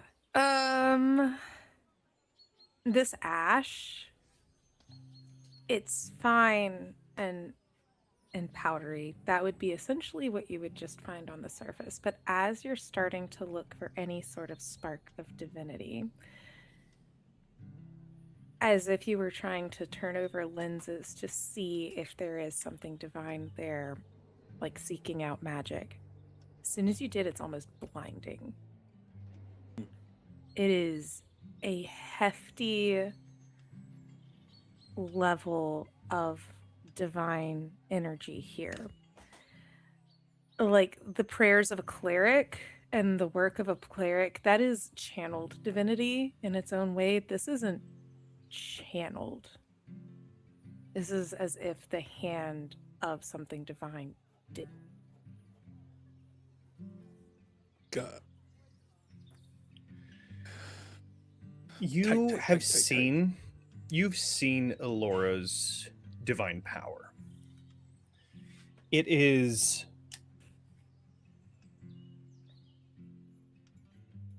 very, it's familiar, and yet it's just potent. That the feeling of soul is, you can feel that around Ilora, but it can almost be confused with her presence of herself. There is no doubt that this is divine through and through. It is potent.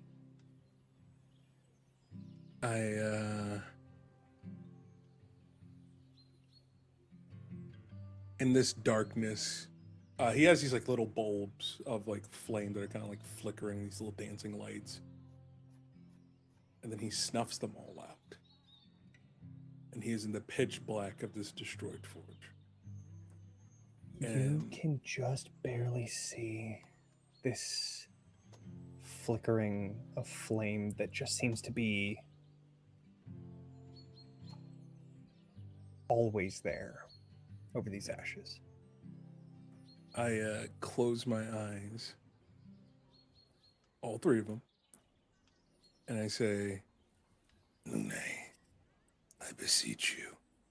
And I will spend 3 hope to cast divination. Okay. And my third eye opens, and it's just purple light is glowing from it on his forehead. And in this state, surrounded by all of these shadows, he begins to pierce the veil of reality, and it's like the shadows fall as if he was rising out of water until he finds himself at this horizon line, standing on top of water. And there's nothing but water as far as the eye can see, and a night sky with a massive full moon at the crest of the horizon peering at me. And then he is like conscious finally in this mode, in this place that he's projected himself to. I get to say, well, I'm finally back at the bridge. All right.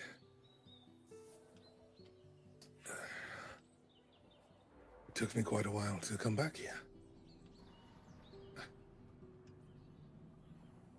Today I have a question, as he begins to stare directly at the moon.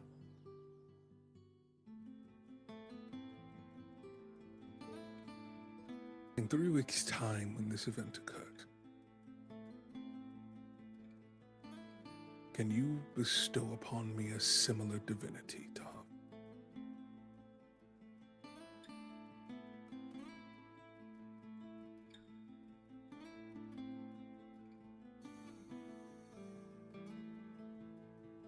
If I remember correctly, divination is a yes or no answer. Yes, you reach out to the forces beyond and ask one yes or no question about an event, person, place, or situation in the near future.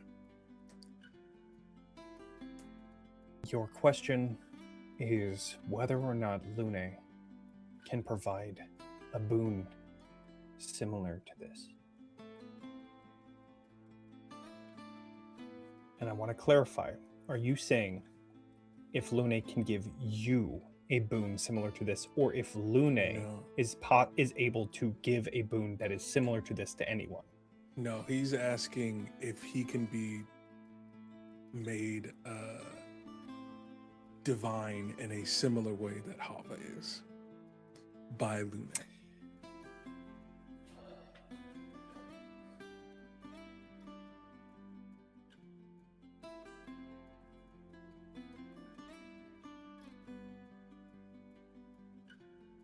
You outreach to Lune, asking if you could be gifted something of the divine, become divine yourself.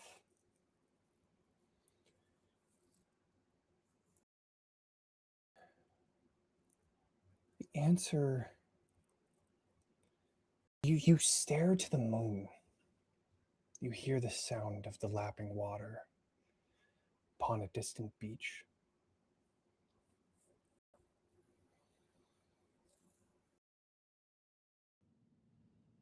You feel yourself glow.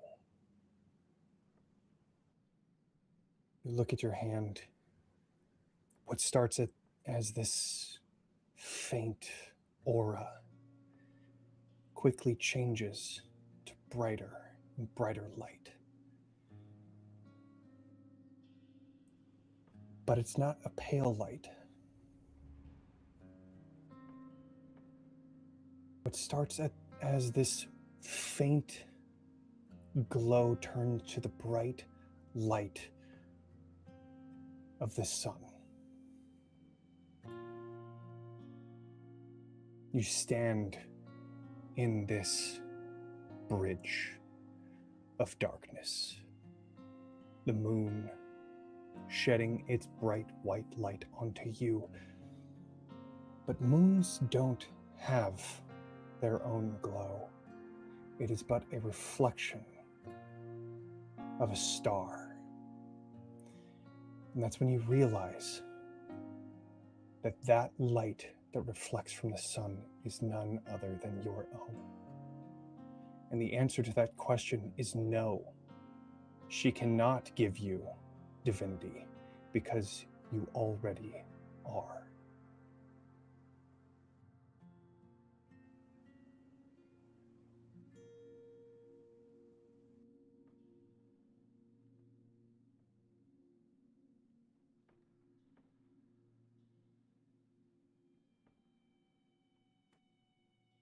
Well, I appreciate it.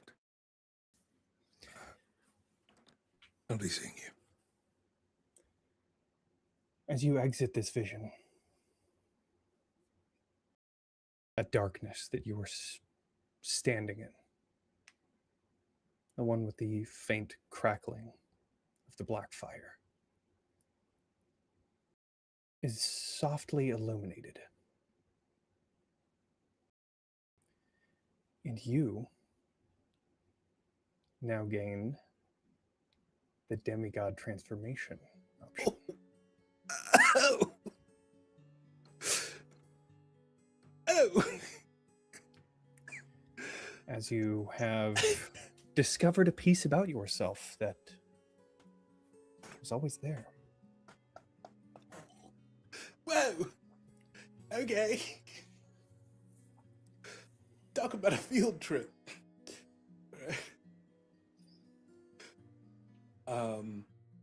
I think he sees that flame out there and starts to move it with his mind. Sees if it reacts in any way. It doesn't react in the way that you think. You don't have a connection to that divinity. It moves in the sense of your magical essence. You have a telekinetic force that you've had that moves it, but when you reach out strictly from divinity, it doesn't seem to shift. That's fair. I'll have to make my own then. And I think with that, he will summon his little orbs and begin to ascend back up out of the pit.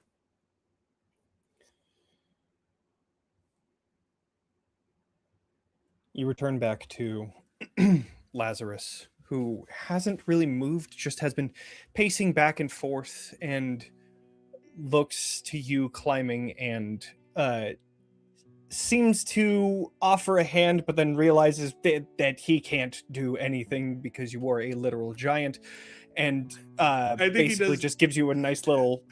He does it. He still reaches out, but Sure. like he's doing all the work. Appreciate it. You know. Yeah. Appreciate You put enough weight on it to where he felt like he was doing something, but you did everything, of course. Slippery on that. Did you get what you needed, or? Yes, everything looks well destroyed. However, Well, I could have told you that. Going to need to send Hava down there and ask them to clean up some of their flames. They have the flame that they use to destroy the blighters. They may want to. I don't know if it disappears, so they may want to clean it That up. sounds like a Hava question. Then yes. Okay. But other than that, I will tell you should be this: fine. I don't think anybody's going down there anytime soon. Right. So Right. I think we're safe there. Sounds good. You have a different look to you. You're sort of glowing a little. Are you okay? Oh, as he turns off the orbs. I feel like Oh, yes. That must have been it. Well, I will get started with Sebastian, and I will speak to the others that we are slowly starting to gather a few names to put up for election, but we haven't created that council just yet, and I believe that that is something that Sebastian is hoping to get started later today with a citywide announcement once the cleanup is all done. So I guess that's where I'll go. If you want to stay here, you're welcome to help problem solve and all of that. I But- think I should probably get back to my tent. There is a lot of work to be done, but they weren't in the best of shape before I left. And it'd probably be for the best if I went to go see. It is fine. As you said, you could be here in an instant, so whatever help that you can provide, perhaps supervising and just making sure that all of the calculations and the plan is going according to plan. Definitely. We'll get all that set up before we leave. Great. Well, thank you again. Of course. Right.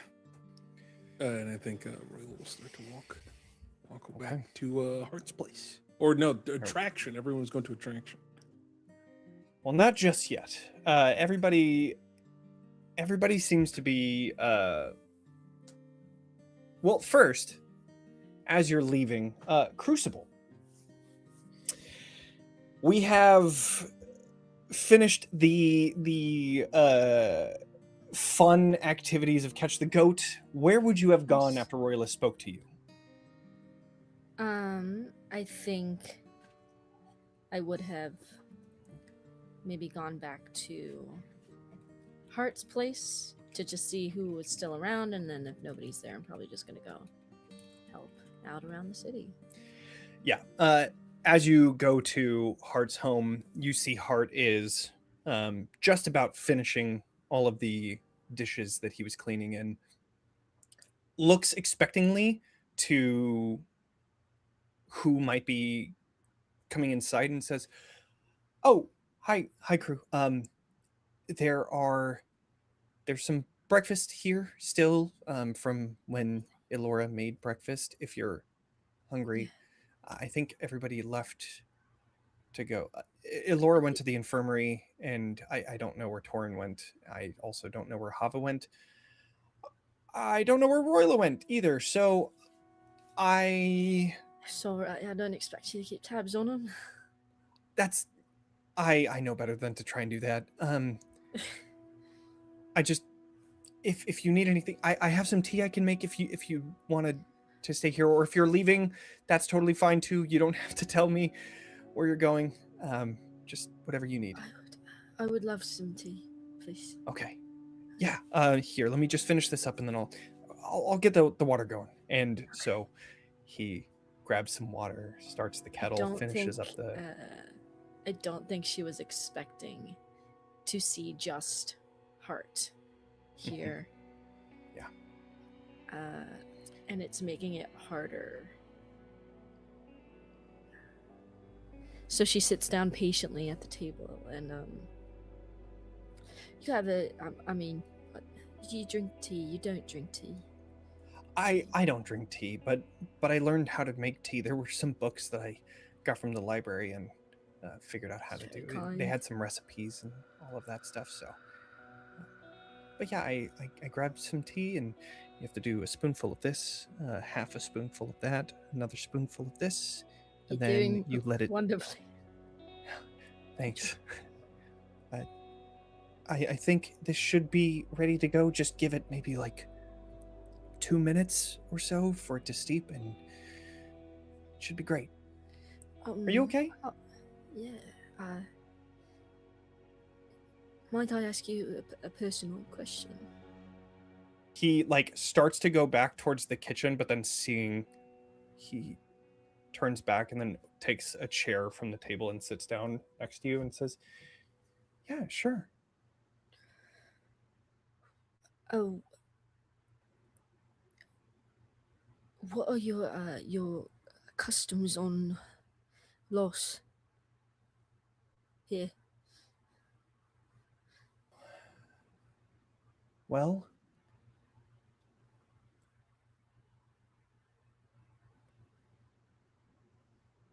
we don't really see. If you were to ask me this a month ago, it would have been different. But now knowing Hava and Moors,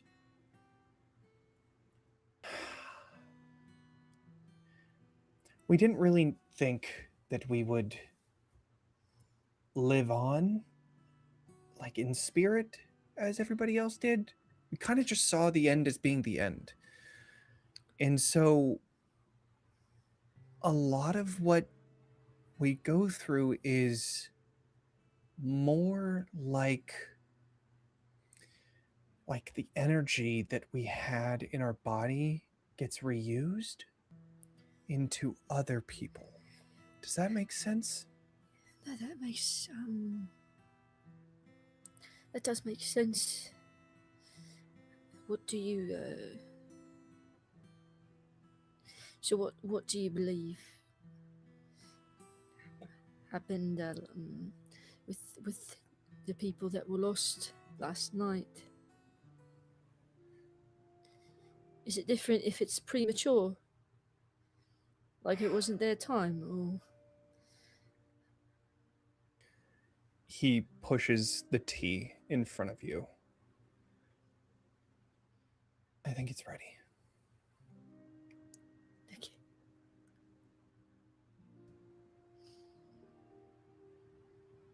I saw the same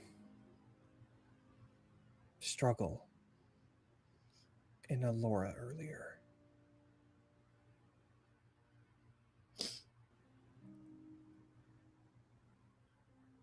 I told her this, but it didn't help. But I'll say it to you anyways. What you did last night was difficult. But what we had here before was so much worse.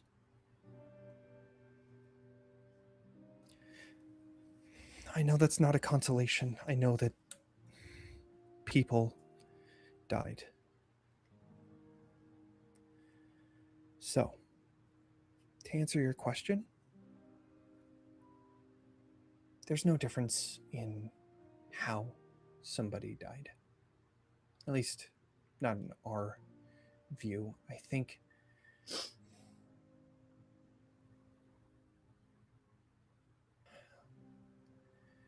Did in you lose any everyone's view- friends last night?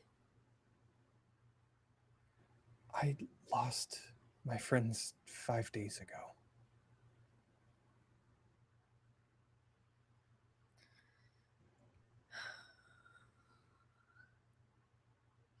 I'm sorry we weren't here. That wasn't...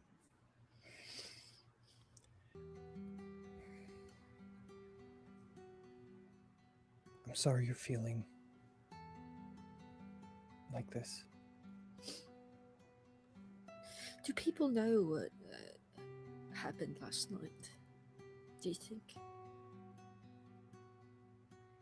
Are people going to be scared of me if I go out tonight? Oh, I don't want people to be scared of me.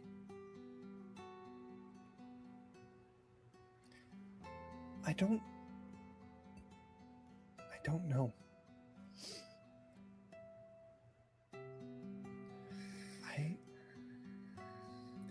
But if it's any consolation,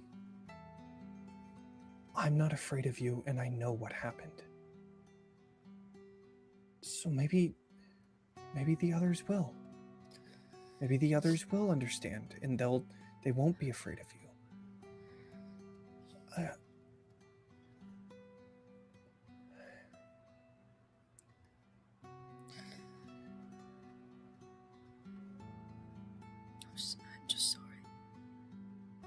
what happened. I know you said it's all right. I know you said it's all right, but I still feel I'm very sorry that it happened the way it did. Me too. I tried to go out and make up for it in the most jackass way possible, like a half an hour ago. What'd you do? I turned into a goat. I went to your local school and I started a very pleasant riot. Very unhinged. Everyone's going to attraction tonight. Okay. Weird way to cope, I know. Weird way to cope. I don't know if this is gonna help. And goes and grabs his stack of portraits and sets them on the table. This was sort of my way of coping when I did research.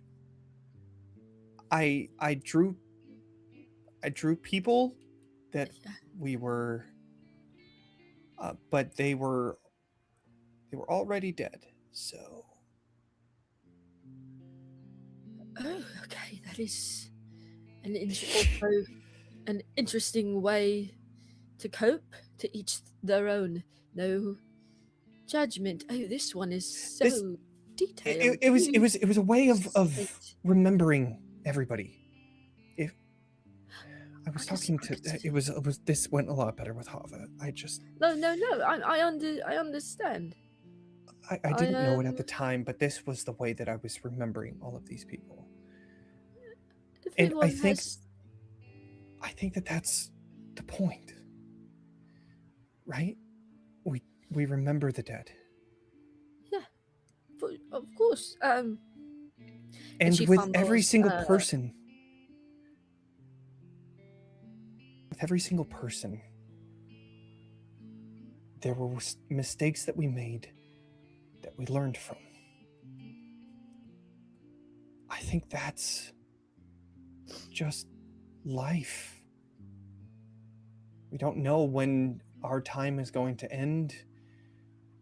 We learn from the mistakes that we make. And hopefully those that see us after learn from those mistakes as well. That's how history is written too.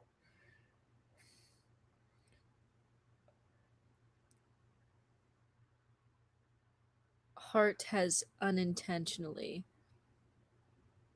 shaken Crew. She was just about to reach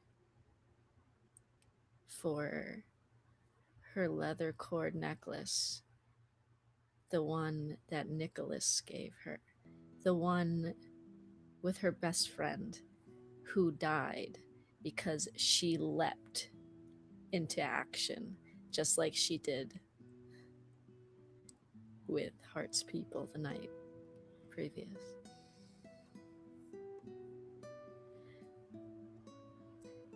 Are you sure we can learn, though? You don't just think it's patterns repeating themselves? I mean,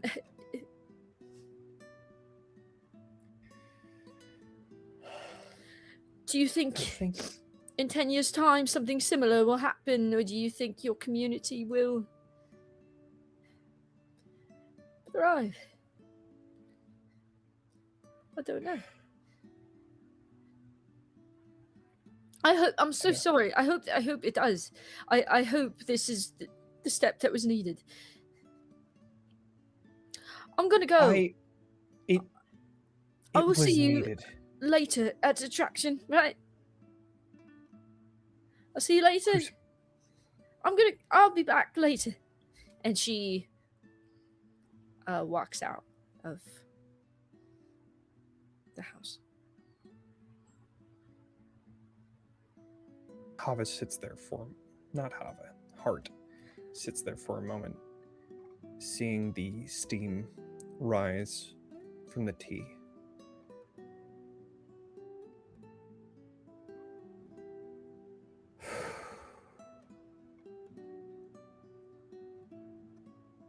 and just silently gets up and goes back to the kitchen to finish the dishes.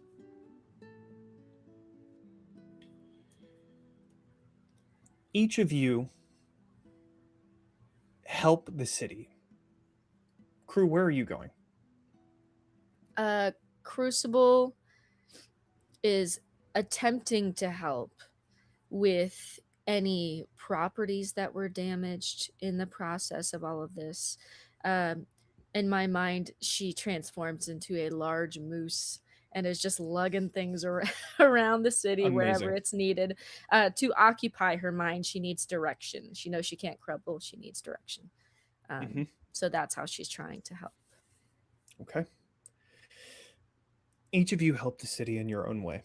Roila with the Aether Forge and the plans of that wizard's tower.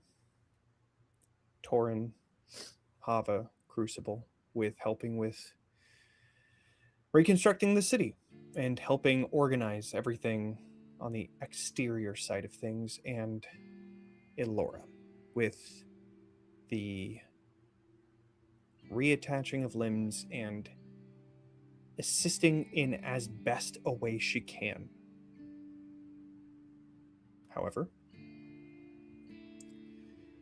the night approaches, and after a full day of assisting the town, efforts to continue finally cease. You are left with the thank yous of those around you and a gathering in the town square where Sebastian has...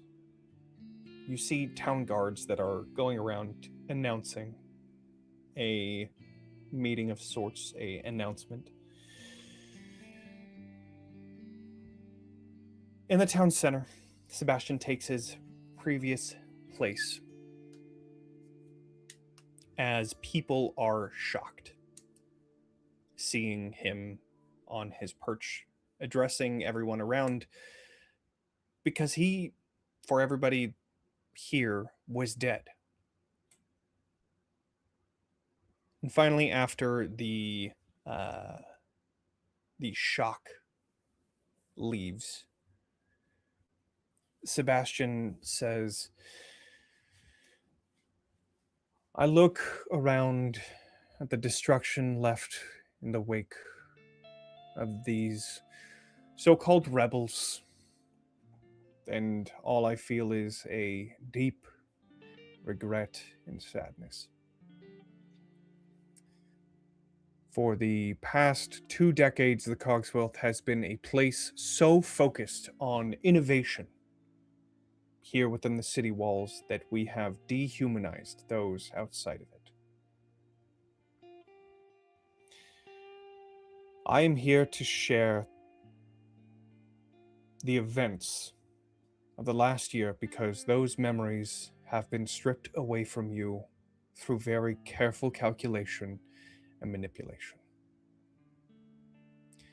1 year ago, we learned about the Convergence, a celestial event so powerful that we could kickstart our Aether Forge project and create a teleportation network around the world. However, the energy needed to run this project was vastly more than we had at the time. A plan was created to gain that power. However, this would mean creating the largest echo turbine that we've ever made. And with that came the unfortunate need for more echoes, which we collected. Our echo catchers began working day and night, and soon we learned that the collection rate was not going to make it. And so we made the terrible decision to begin capturing nearby villages and turning them into echoes. You can hear murmuring in the crowd. This plan was leaked through my brother, Lazarus, who banded together with a few people to attempt to stop the Echo Catchers, stopping me from doing this, because I had a part to play. And they almost did. They found a way to begin telling people. And that was when we learned a backdoor for the Connectus machines, in which we forced each of you to believe that these rebels were crazy, and that the truth was they were dismantling the Cogswealth, and it worked. They found out, destroyed the Connectus facility, and then we had the answer of a false attack on my life. The assassination from last week was a way to turn the tide, rewrite that narrative, and keep everyone on our side. However, there was another player in this plan which I didn't account for, which was Amethyst. She used this false assassination to further our own political agenda, and in doing so kept me locked away in my room at the top of my tower as she continued this narrative, killing any rebels. She found these people attempting to destroy the Aetherforge facility last week and killed every single one of them, as you know, except for my brother. She brought his head to me. Well,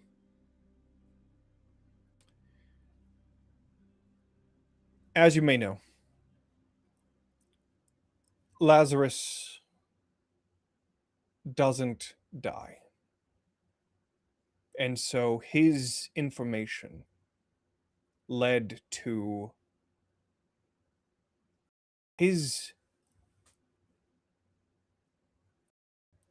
affiliations, led to another player in this group. A group of people who worked alone, and the identities of which are potentially difficult to keep a mystery. But with all of that, Amethyst is dead, Tak is dead, and I am only here telling you the truth of the heroic actions of, as you all show yourselves, this group of heroes. I want to announce here and now that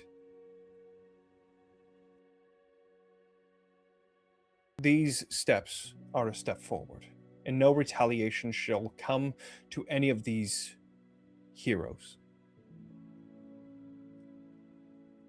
As for the future of the Cogswealth, I will be turning myself over to the authorities to pay for the crimes that I've committed. I will be turning over all information I have regarding those who were complacent in the actions of the previous regime, which means that I will be resigning from my duties, and in my stead, Lazarus will be handling a new cabinet. There will be an election soon where you all will be able to vote for the ones that will be leading this city and bringing forth this new day. A day where we care for our neighbor. A day where we assist those in need.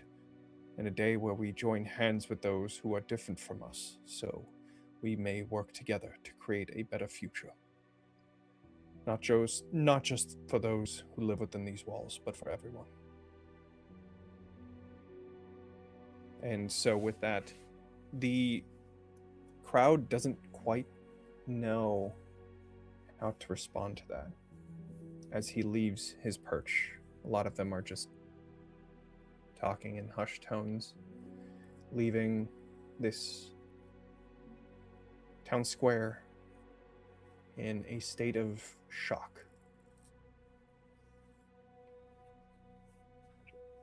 But eventually, some of them begin to approach each of you, thanking you for service. Some not so much, blaming you for destruction. But in the end, this group disperses, little by little. Until you finally see a small group of people leaving towards attraction.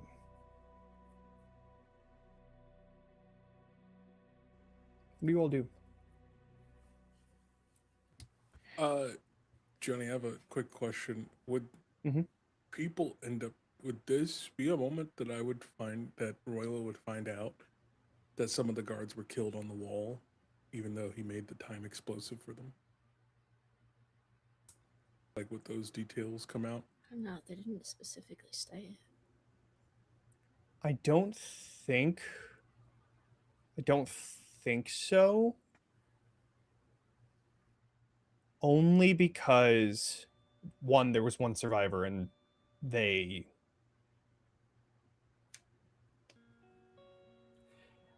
were a part of the chaos. You know what? Actually, let's see. Let's see if they survived.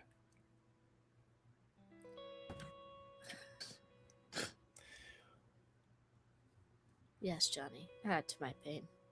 Okay. That was a good roll. I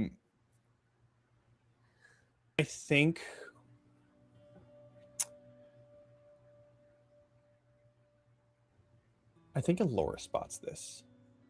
The guard that was left over is just mean mugging the entire time, just staring at your group. Not at Sebastian during the entire thing, just at your group. And that is the guard that survived the explosion.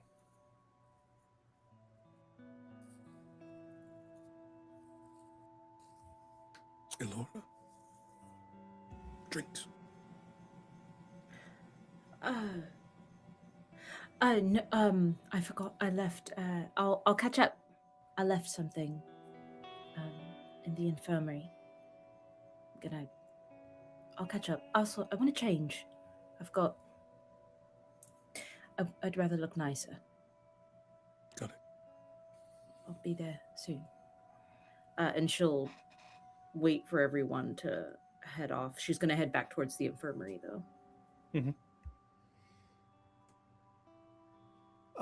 If you need to get back into the house, you can have the key. If anybody needs to get back in, you can have the key. Thank you. I'll stop by to change. Okay. And she pockets it. I think the moment that the announcement ends and it kind of opens up to people to approach and all that, I'm like not here, and I think within maybe a minute or two, instead of heading towards attraction, I go right back to where the efforts were being done. Because while the city's efforts might be done, Torin is still very much laser focused. If it's okay, I think Roila would follow. So, there's no drinks over there, by the way. No, there's some more buildings. Have to clean up, more things to clean. There's more blighters in the alleyway near that observatory, and there's more to do. So I'm just gonna do this, and I'll What is this? I'll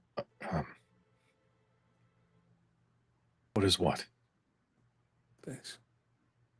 Frustration, guilt. What is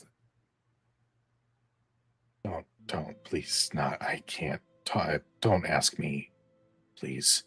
I'm asking because I haven't seen you all day. We've all been busy, and I want to know how you're doing. Don't ask me how I'm doing. Don't ask me how I'm doing. Don't ask me how I am doing, while constantly worried about everyone here, while also periodically thinking about Snatch, and the last time I saw Snatch, and how awful they looked because we did some horrible things then. Or don't ask me about the people here that we irrevocably changed the lives of, or the probably dozens of people that have died because we let an entire horde of blighters in through the wall that we destroyed, that is right over there, that the pile continues to grow. Don't ask me about being caught by a blighter while being flown from both Crucible and Ilora and being this close to being bitten. And don't ask me about how I and Hava had to stand in the middle of that square, and we had to kill so many people who should be here walking, smiling, laughing. Don't ask me about any of that. And don't ask me why, at the last second when I thought that I was going to die, all I could think about was just making it so that I could at least know that you all were okay. That you were okay. Don't ask me about any of that because I don't have an answer. All I know is that everywhere we go, more and more and more. And I'm tired, and I don't know what to do with that. All I know is I snapped at Ilora, I snapped at Hava, and I don't know how to be right now. I don't know how to be right now, and I want to figure that out because I can't stop. I can't just stop being there for the people that I love and the people that I care for, because I don't know how to stop. I'm sorry. I'm sorry. I think he leans in and places a hand on the back of your neck. And be here. Be present. No else to worry.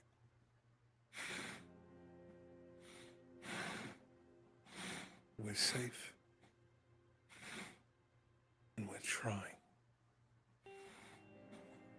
And that's all that we can do. Let's try to pick up the pieces.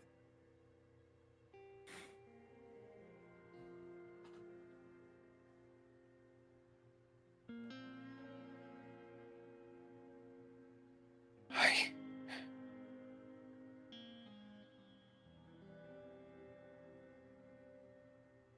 don't want to lose any of you, and I feel like we came far too close with this, with... I wouldn't allow.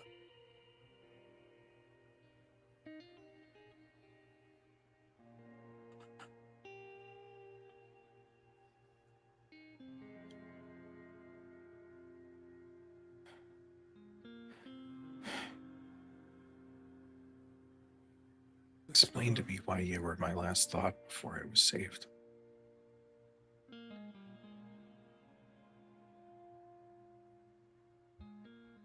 think we both know.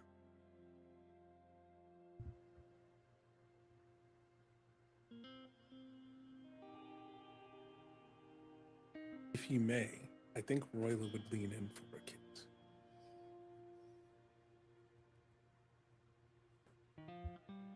I think Torin would be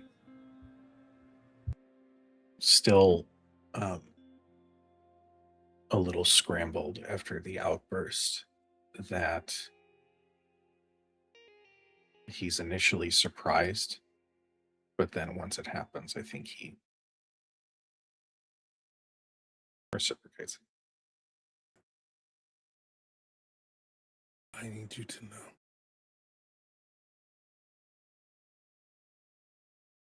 I will protect you. And you will protect me. And Crucible will protect her.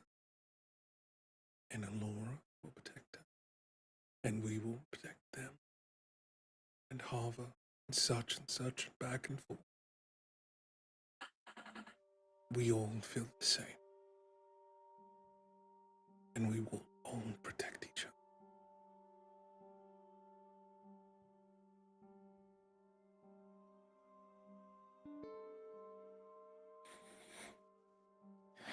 This. You can't hold on to this. You can't carry these burdens alone.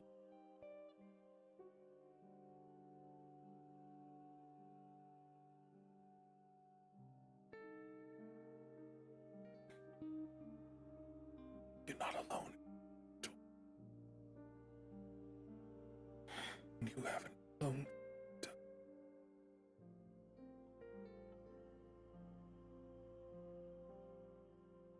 I think he crumbles into Roila's arms.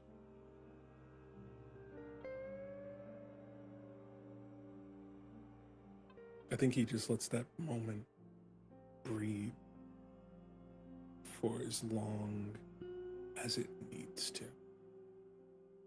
And just consoles and doesn't speak and just is just present with Torin. And then just like this lighthouse in a raging sea of emotions.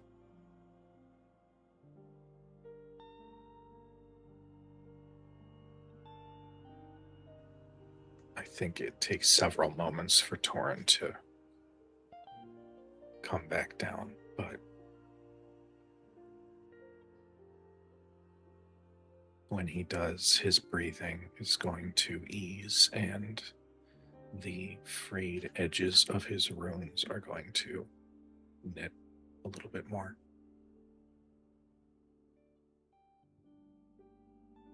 And he'll pull back. Yeah.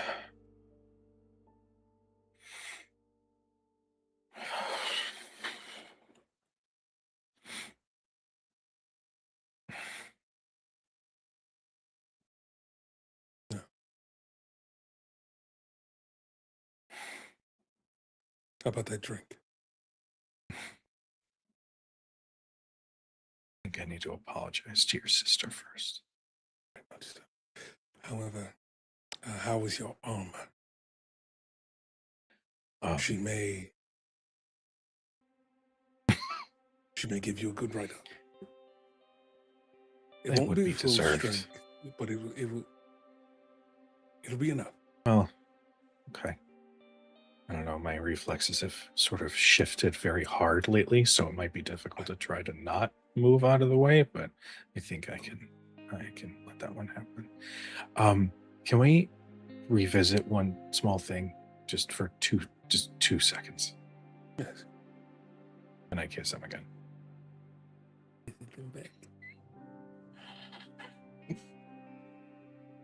Okay.